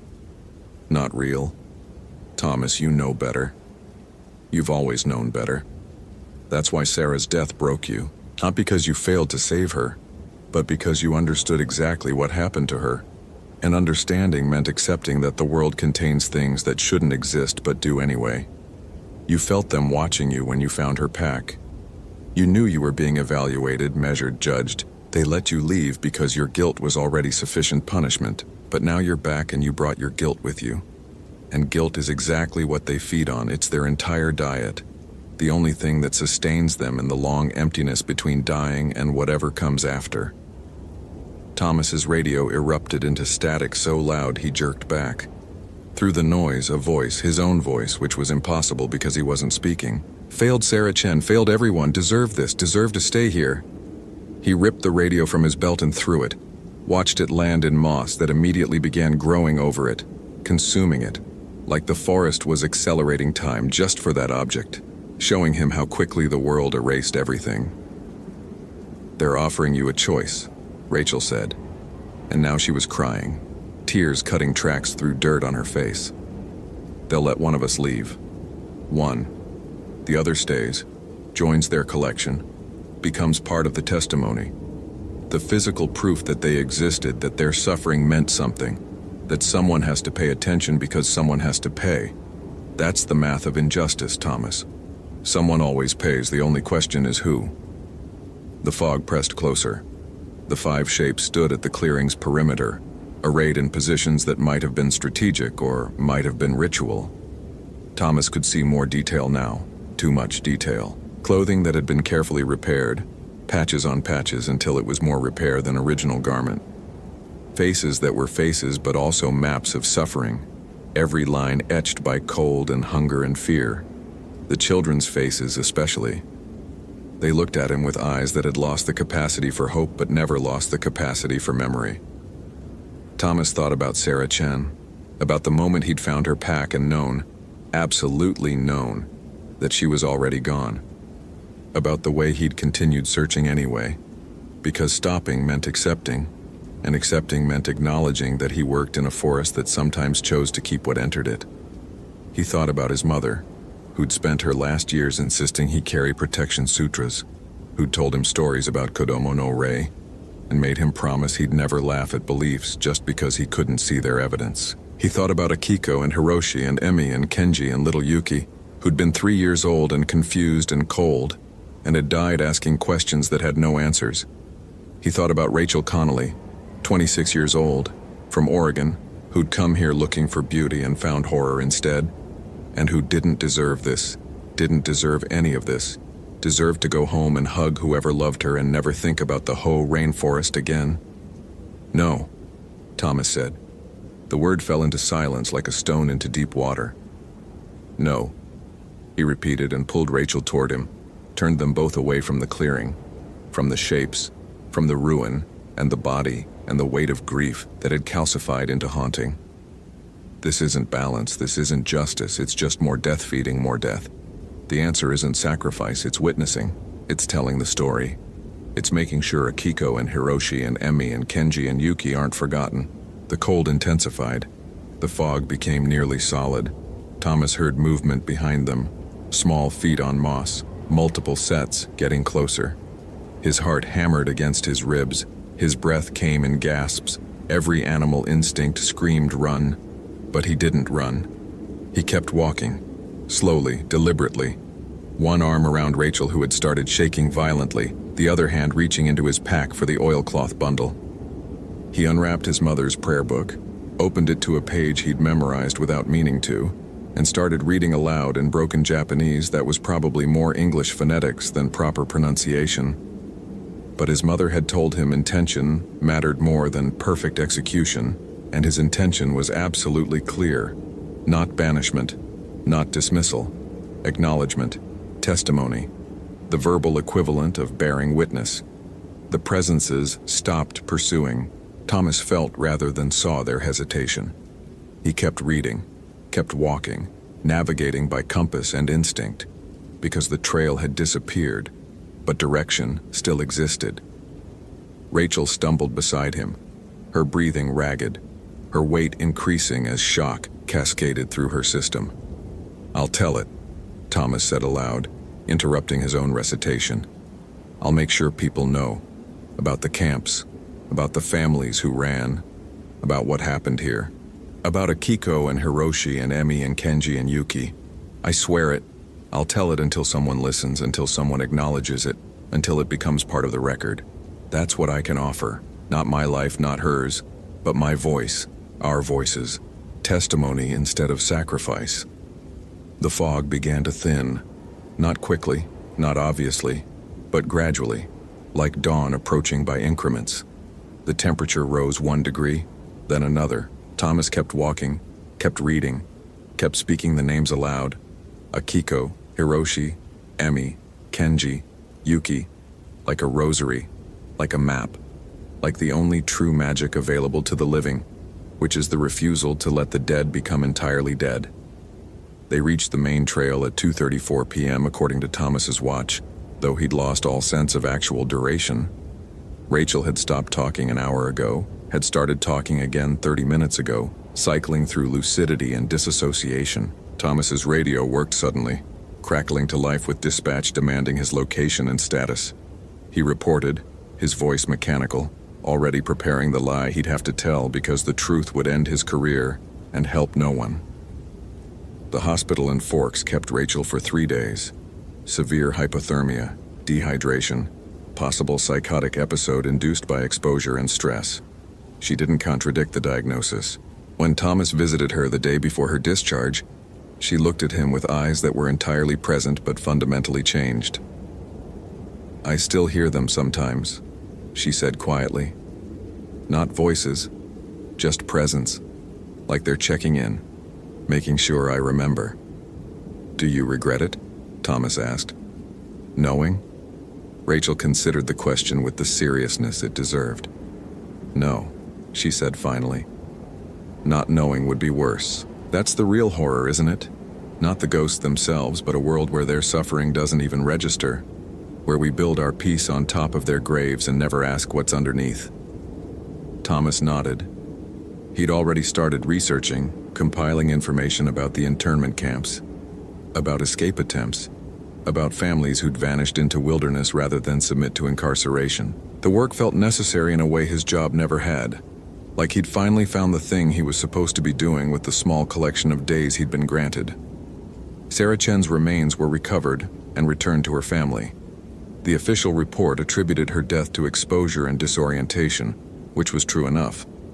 What the report didn't mention was how they'd found her, positioned with care that suggested intention rather than accident. Thomas included that detail in his personal notes, the archive he was building, the testimony he'd promised to deliver. He still worked in Olympic National Park, still patrolled the Hoh River Trail, but he approached it differently now, with the awareness that certain places existed in multiple registers simultaneously. Beautiful and deadly, preserved and haunted, natural and constructed by layers of human choice and consequence. The tourists who visited saw majesty and peace. Thomas saw something more complex. A forest growing over a graveyard, growing over a crime scene, growing over a country's inability to reckon with its own capacity for cruelty. On quiet days, when the fog rolled in thick and the forest held that particular quality of silence that suggested attention, Thomas would stop at what he'd marked on his personal maps as the clearing, though officially it didn't exist. He'd speak the names aloud: Akiko, Hiroshi, Emi, Kenji, Yuki, and sometimes he'd feel that peculiar cold, that sense of presence, and he'd continue speaking, telling them what he'd learned, what he'd documented, what small progress he'd made toward making their suffering visible. Whether they heard him, whether it mattered, whether the dead could find any peace in the testimony of the living, these were questions without provable answers. But Thomas had learned that some things had to be done regardless of evidence or outcome. Some debts had to be acknowledged even if they could never be repaid. Some stories had to be told even if they made listeners uncomfortable, especially if they made listeners uncomfortable because comfort was the luxury that had enabled the original injustice. The forest kept its secrets, but Thomas kept his promise. That seemed, in the end, like the only mathematics that balanced. Not erasure, but memory. Not forgetting, but the deliberate, difficult work of carrying the past forward into whatever future could be built from the rubble of what came before. And on December 7th each year, Thomas returned to that clearing that officially didn't exist, and he sat in the cold, and he said the names, and he bore witness to ghosts who were still there, not because they chose haunting, but because no one had ever given them permission to rest. He sat until dark, until the cold became dangerous, and sometimes he thought he felt something. Not forgiveness. Forgiveness wasn't available, but maybe acknowledgement. A sense that his presence mattered, that the simple act of showing up, of remembering, of refusing to look away constituted its own form of justice. Not enough justice, never enough, but something. A small light against a darkness that stretched backward through history and forward into futures that hadn't yet decided what kind of country they wanted to become. Thomas tended that light with the dedication of someone who'd learned the hard way that the alternative was becoming another person who walked through beauty and never asked what made it possible. never questioned what lay underneath, never heard the voices calling from the places where the moss grew thick enough to swallow everything except memory. Hope you felt genuine terror. If you appreciate authentic horror rooted in real folklore, consider following for more stories. Which moment scared you most? Share your theory about what happened to Sarah Chen and the Tanaka family. The voicemail arrived at 11:47 p.m. on February 3, 2011. While David Harrison was reviewing incident reports in the cramped ranger station office at Superior National Forest's Echo Bay Outpost. His daughter's name glowed on his Motorola flip phone screen, and he felt that familiar twinge of paternal concern. Sarah knew better than to call this late unless something was wrong. He flipped the phone open. One voicemail. His thumb hesitated over the button. Dave had been a ranger for 23 years. The last 15 in this remote corner of northeastern Minnesota, where the Boundary Waters wilderness kissed the Canadian border. He knew the difference between routine and emergency, between concern and catastrophe. Something in his gut, that same instinct that had kept him alive through 3 decades of wilderness work, whispered that this message would divide his life into before and after. He pressed play. Static crackled first, then Sarah's voice emerged, thin and distorted by poor reception. Dad, if you get this. A sharp breath, almost a sob. I'm somewhere off the Tomahawk Trail, I think. Maybe 8-9 miles past the Caribou Lake Junction. Everything looks the same now. It's so fucking cold, Dad. Colder than it should be. Dave's hand tightened around the phone. Sarah was supposed to be winter camping with 2 friends from the University of Minnesota, Duluth. A carefully planned trip he'd approved only after she'd shown him their route plan, their gear list, their emergency protocols. Tomahawk Trail. That was deep country, old country, where the forest grew dense enough to swallow GPS signals, and the nearest fire road was 12 miles away. There's something wrong with Alyssa.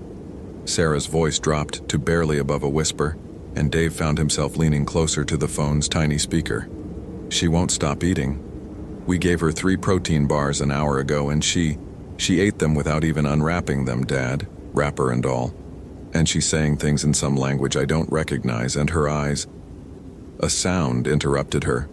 Not quite wind, not quite breathing. Something between hunger and speech, if speech could be a physical thing that moved through air like cold water. Oh God, she's coming back. Dad, I'm hiding my pack by a big lightning-struck pine with a triple trunk. Coordinates on my Garmin are North 48. The sound came again, closer. In the background, impossibly clear despite the static, Dave heard footsteps crunching through snow. But the rhythm was wrong. 1, 2, 3, 4. Pause. 1, 2, 3, 4. Pause. Like something learning to walk on legs not quite its own. Please. Sarah's voice cracked. Please find me before...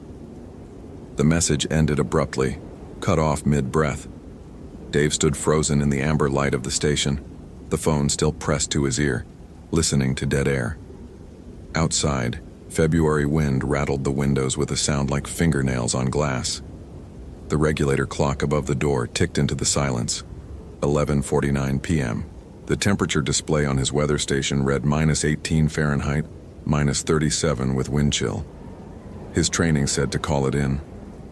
Protocol dictated notification to the incident commander, assembly of a proper search and rescue team, coordination with Lake County Sheriff's Department. At least 6 hours before they could even begin staging personnel, longer before dawn made aerial reconnaissance viable. His training also said that exposure death occurred in 3 to 6 hours at these temperatures. Dave's hand moved to the radio mounted on his belt, then stopped. He thought of the sound in the background of Sarah's message, that wrong rhythm walking. He thought of her friend eating plastic and foil, speaking in unknown tongues. He thought of the old stories the Ojibwe elders sometimes shared at ranger meetings. Stories they told with uncomfortable seriousness about the deep woods beyond Caribou Lake, about winters when the cold came from somewhere older than weather. Stories about hunger that could never be satisfied.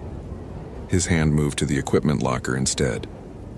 At midnight, Dave's Ford F-350 with the National Park Service logo on the door rumbled out of the Echo Bay station, unauthorized, against every regulation he'd followed for 2 decades.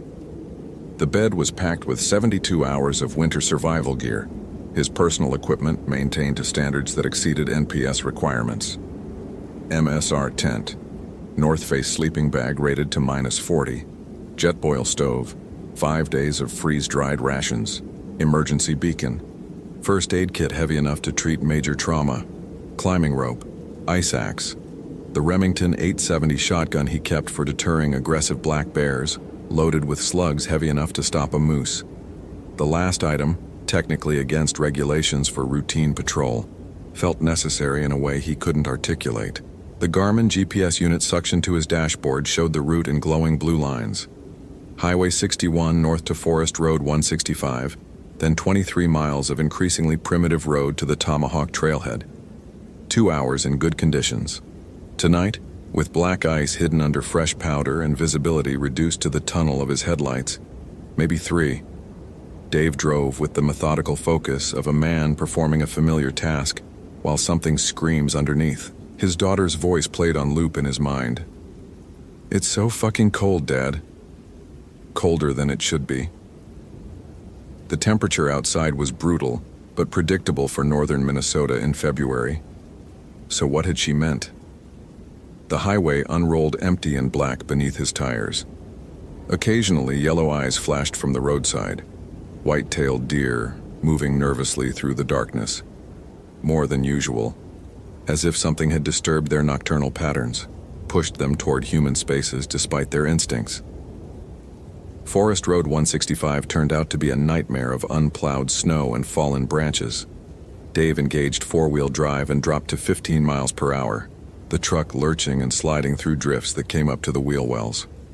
Trees pressed close on both sides, their branches interlocking overhead to form a tunnel that ate his headlights' reach. The GPS showed his progress as an agonizingly slow blue dot creeping across the screen. At 2:34 a.m., 12 miles from the trailhead, the road became impassable. A massive birch had fallen across both lanes, its trunk thick as a barrel, its naked branches spreading like broken fingers. Recent fall. The wood was fresh, the snow around it still settling. Dave killed the engine. In the sudden silence, he heard only wind and the ticking of cooling metal. He checked the GPS. 4.3 miles to the trailhead. From there, another 8 to 9 miles to wherever Sarah had called from. 12 miles total through wilderness in darkness and cold that could kill in hours. His rational mind, the part trained in risk assessment and safety protocols, said to wait for dawn for backup, for conditions to improve. His paternal mind, raw and desperate, said his daughter was dying while he sat in a warm truck calculating odds. He thought again of the sound in Sarah's voicemail. That shuffling, learning to walk rhythm.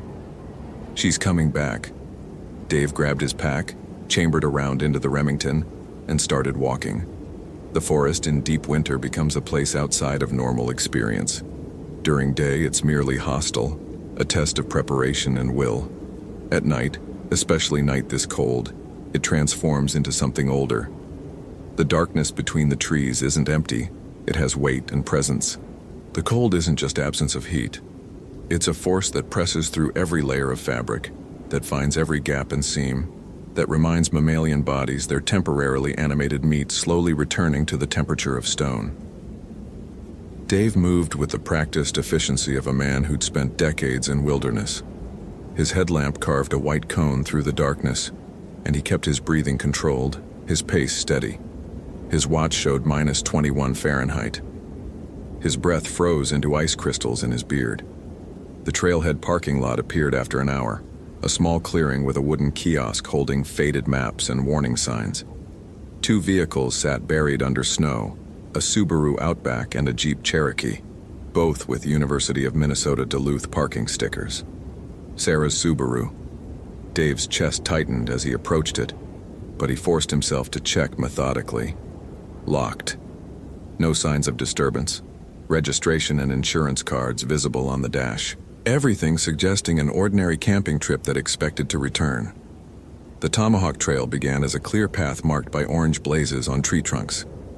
Dave followed it northeast, deeper into the forest, his headlamp sweeping across snow that lay undisturbed except for deer tracks and the occasional bounding trail of a snowshoe hare. No human prints. If Sarah and her friends had come this way days ago, the snow had covered their passage completely. After an hour on the trail, Dave's internal temperature regulation began its losing battle with the cold. Despite his layers, merino wool base, fleece mid, Gore-Tex shell, the cold found ways in. His fingers and toes reported increasing numbness. He stopped to check his extremities, flexing and wiggling to maintain circulation, then continued. The forest changed as he moved deeper. The trees grew larger, older. White pine and red pine that predated European settlement, that had been ancient when voyageurs first paddled these waterways. Their trunks rose like pillars into darkness beyond his headlamp's reach. The underbrush thinned, leaving clear sight lines between the trees that somehow made the darkness more oppressive, rather than less. At 5:17 a.m., Dave's headlamp beam caught something wrong. A deer carcass lay 20 feet off the trail, partially buried in snow. Nothing unusual about that. Deer died in winter, predators fed. But as Dave moved closer, his light revealed details that didn't fit natural patterns. The deer had been opened. Not torn apart by wolves or bears, but surgically dismantled, as if something had been searching for specific parts. The ribs spread like a grotesque flower. Most of the meat remained, frozen and untouched. Only certain organs were missing: heart, liver, stomach. The parts that processed hunger. Dave's hand tightened on the Remington. He scanned the surrounding darkness, but his light showed only trees and snow and the endless, indifferent forest. He marked the location on his GPS and continued, moving faster now, driven by growing unease that transcended rational fear. Dawn came slowly, reluctantly, as if the sun resented illuminating this place. Gray light filtered through the canopy, bringing no warmth, only enough visibility to see that Dave was entering older forest still. Trees here stood so thick and tall they blocked most of the snow, leaving a carpet of brown needles interspersed with patches of ice. The trail markers became less frequent, sometimes missing entirely, and Dave found himself navigating by compass and GPS. His Garmin showed he'd covered 7.2 miles from the trailhead, somewhere close, somewhere in this cathedral of ancient trees. His daughter was hiding or running or already frozen. He checked his phone. No signal, as expected. He'd try Sarah's number anyway every few minutes, hope against topology and physics that somehow a message would get through. The cold intensified as he moved deeper, which shouldn't have been possible. Wind chill couldn't explain it.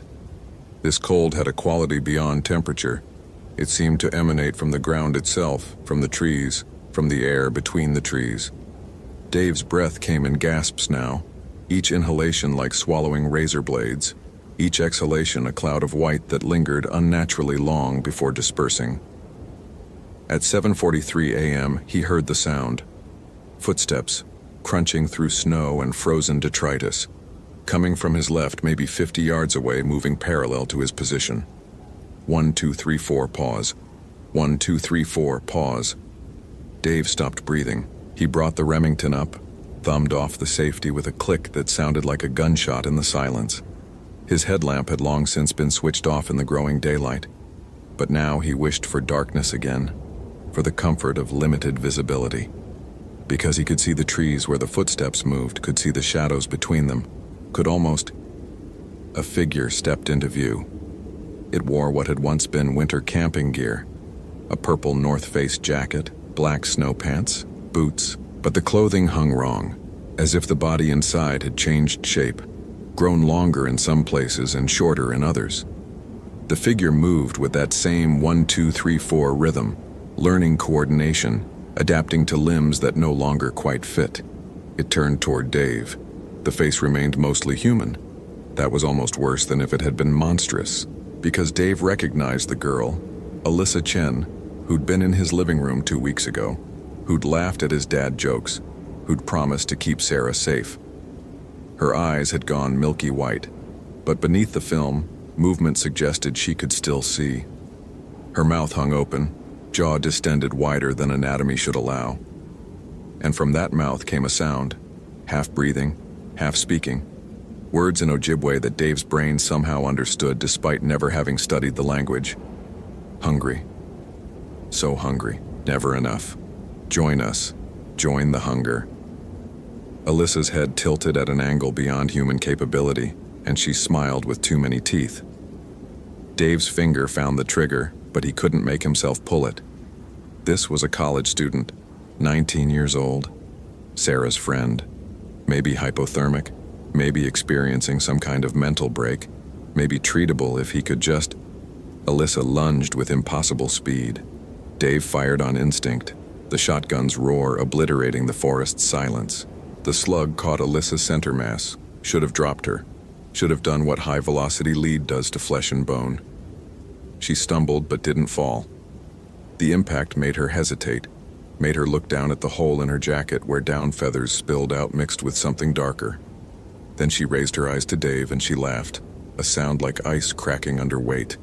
Dave chambered another round, fired again, and again, each shot precise, each one hitting center mass or head, the kind of shooting that came from decades of practice and desperation. Alyssa jerked with each impact but kept coming, kept moving in that wrong rhythm, kept reaching with fingers that had grown too long and ended in nails that looked more like claws. On the fifth shot, Dave's heel caught on a hidden root. He went down hard on his back, the impact driving air from his lungs, the Remington spinning from his grip to land 3 feet away in the snow. Alyssa was on him instantly, straddling his chest, her weight impossibly heavy. Up close, Dave could see that her eyes weren't just milky. They were frozen. Ice crystals growing in organic structures never meant to freeze.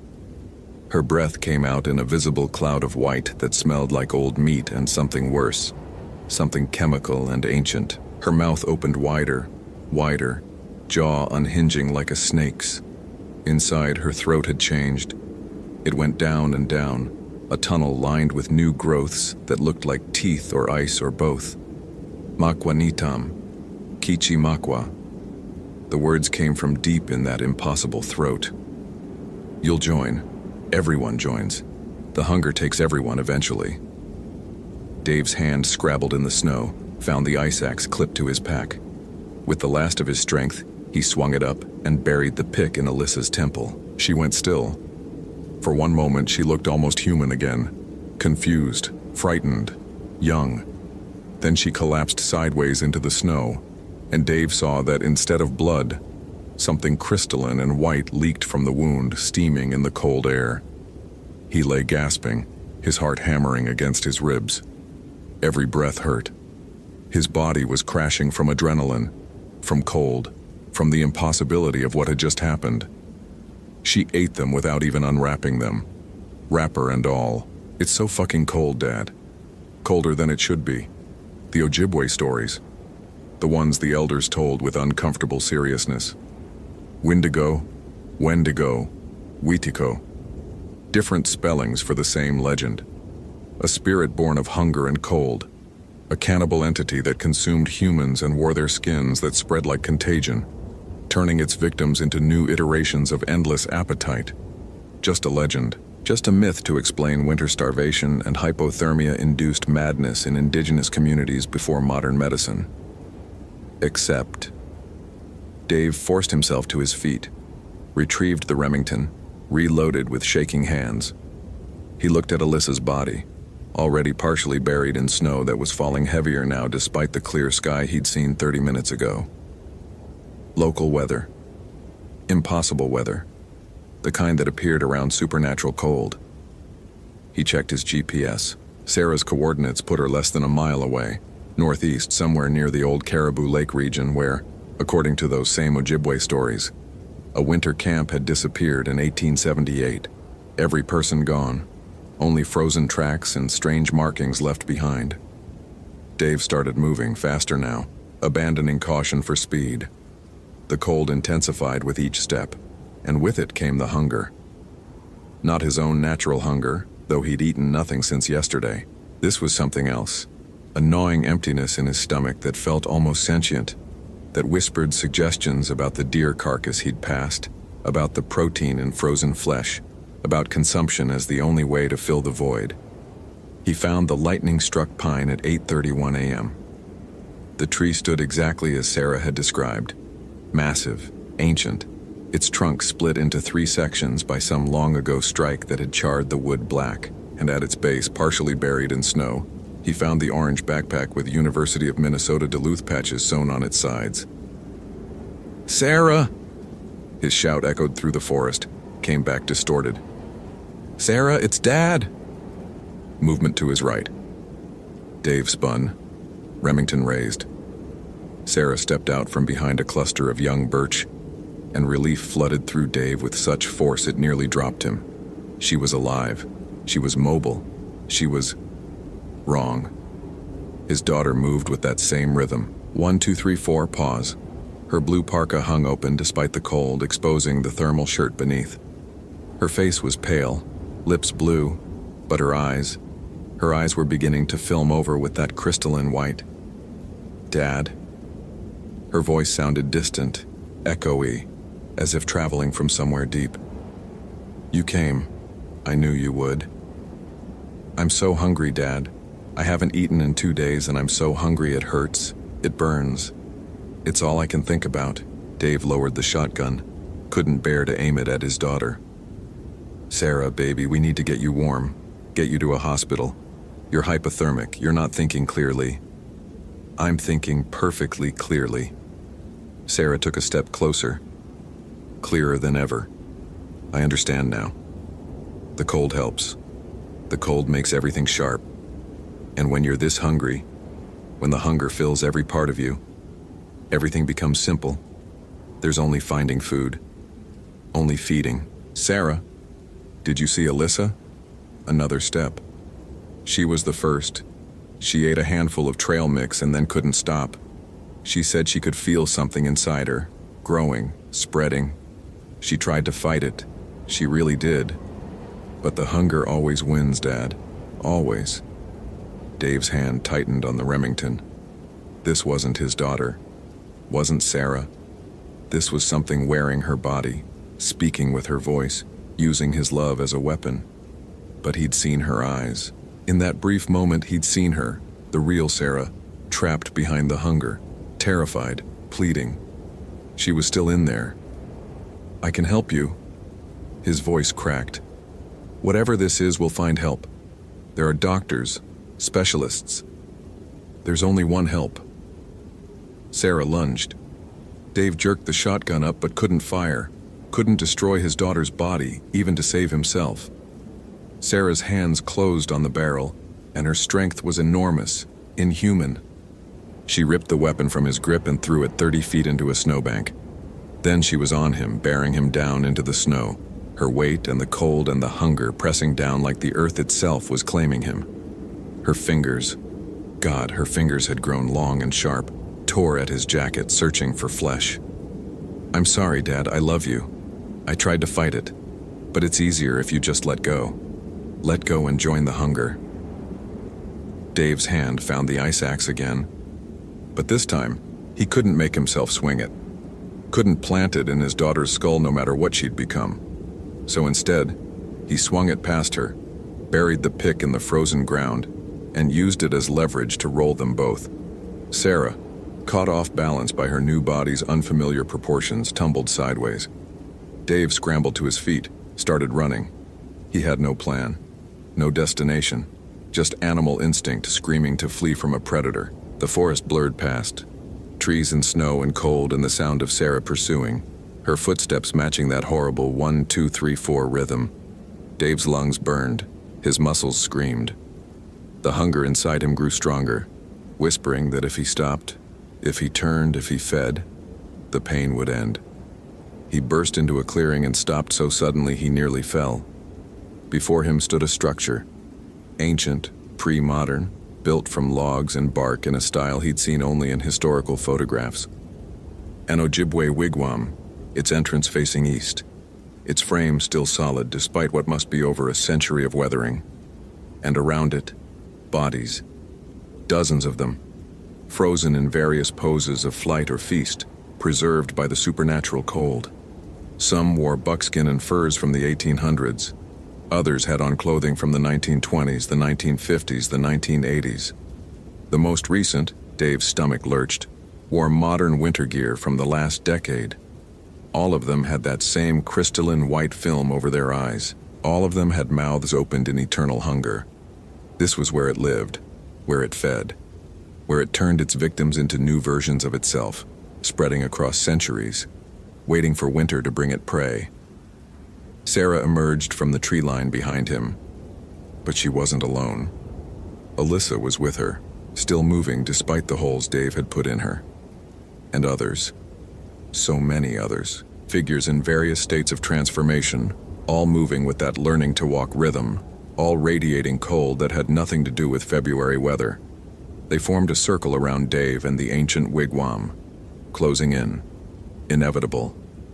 Dave's hand went to his belt, found the emergency beacon. He activated it, knowing rescue was hours away at best, knowing he'd be dead or worse before help arrived. But maybe they'd find evidence. Maybe they'd understand what happened here. Maybe they'd burn this whole cursed stretch of forest and end the cycle. Sarah moved closer, her face a mask of hunger and desperate love fighting for control. Please, Dad, please just give in. It hurts to fight it. Join us and it'll stop hurting. Dave looked at his daughter, at what remained of his daughter, and made a choice that had no good options. He pulled out his jet boil stove, his white gas fuel canister, his waterproof matches. Working with shaking hands, he doused the ancient wigwam with fuel, threw the canister inside, struck a match. The structure went up like it had been waiting centuries to burn. Flames roared upward, bright orange against the white snow and gray sky, producing heat that felt almost violent after so much cold. The figures shrieked. The sound came from all of them at once, a chorus of hunger and rage, and something almost like relief. They scattered backward from the flames, their frozen eyes reflecting fire, their bodies moving in all directions except toward the heat. Sarah stopped 10 feet away. For a moment, one precious moment, her eyes cleared. The film receded. She looked at her father with recognition and horror and love. "Dad," she whispered. "Thank you. Please don't let me." Then the hunger claimed her again, and she turned and fled into the forest with the others, all of them retreating from the fire, from the heat, from the only thing that could stop them. Dave stood alone in the burning clearing, smoke rising to mix with falling snow, and waited for rescue he might not survive to see. The search team found him 4 hours later, hypothermic and delirious, rambling about hunger and cold and his daughter. They found the burned structure, the frozen bodies in various states of decay, the evidence of violence scattered through the forest. They found Alyssa Chen's body with shotgun wounds and an ice axe buried in her skull. They never found Sarah Harrison, or 3 other missing campers from the past 5 years. The official reports listed them as lost to exposure, though the search area was expanded to over 100 square miles and continued through spring thaw. Dave spent 2 weeks in the hospital, lost 3 toes to frostbite, and retired from the Park Service. He moved to Minneapolis, to the city, to lights and warmth in places where winter cold was inconvenient rather than supernatural. But on February nights when the temperature drops and the wind comes from the north, he sometimes hears it. That rhythm. 1, 2, 3, 4. Pause. Footsteps learning to walk on legs not quite their own, and he feels the hunger, gnawing and endless, whispering that eventually everyone joins.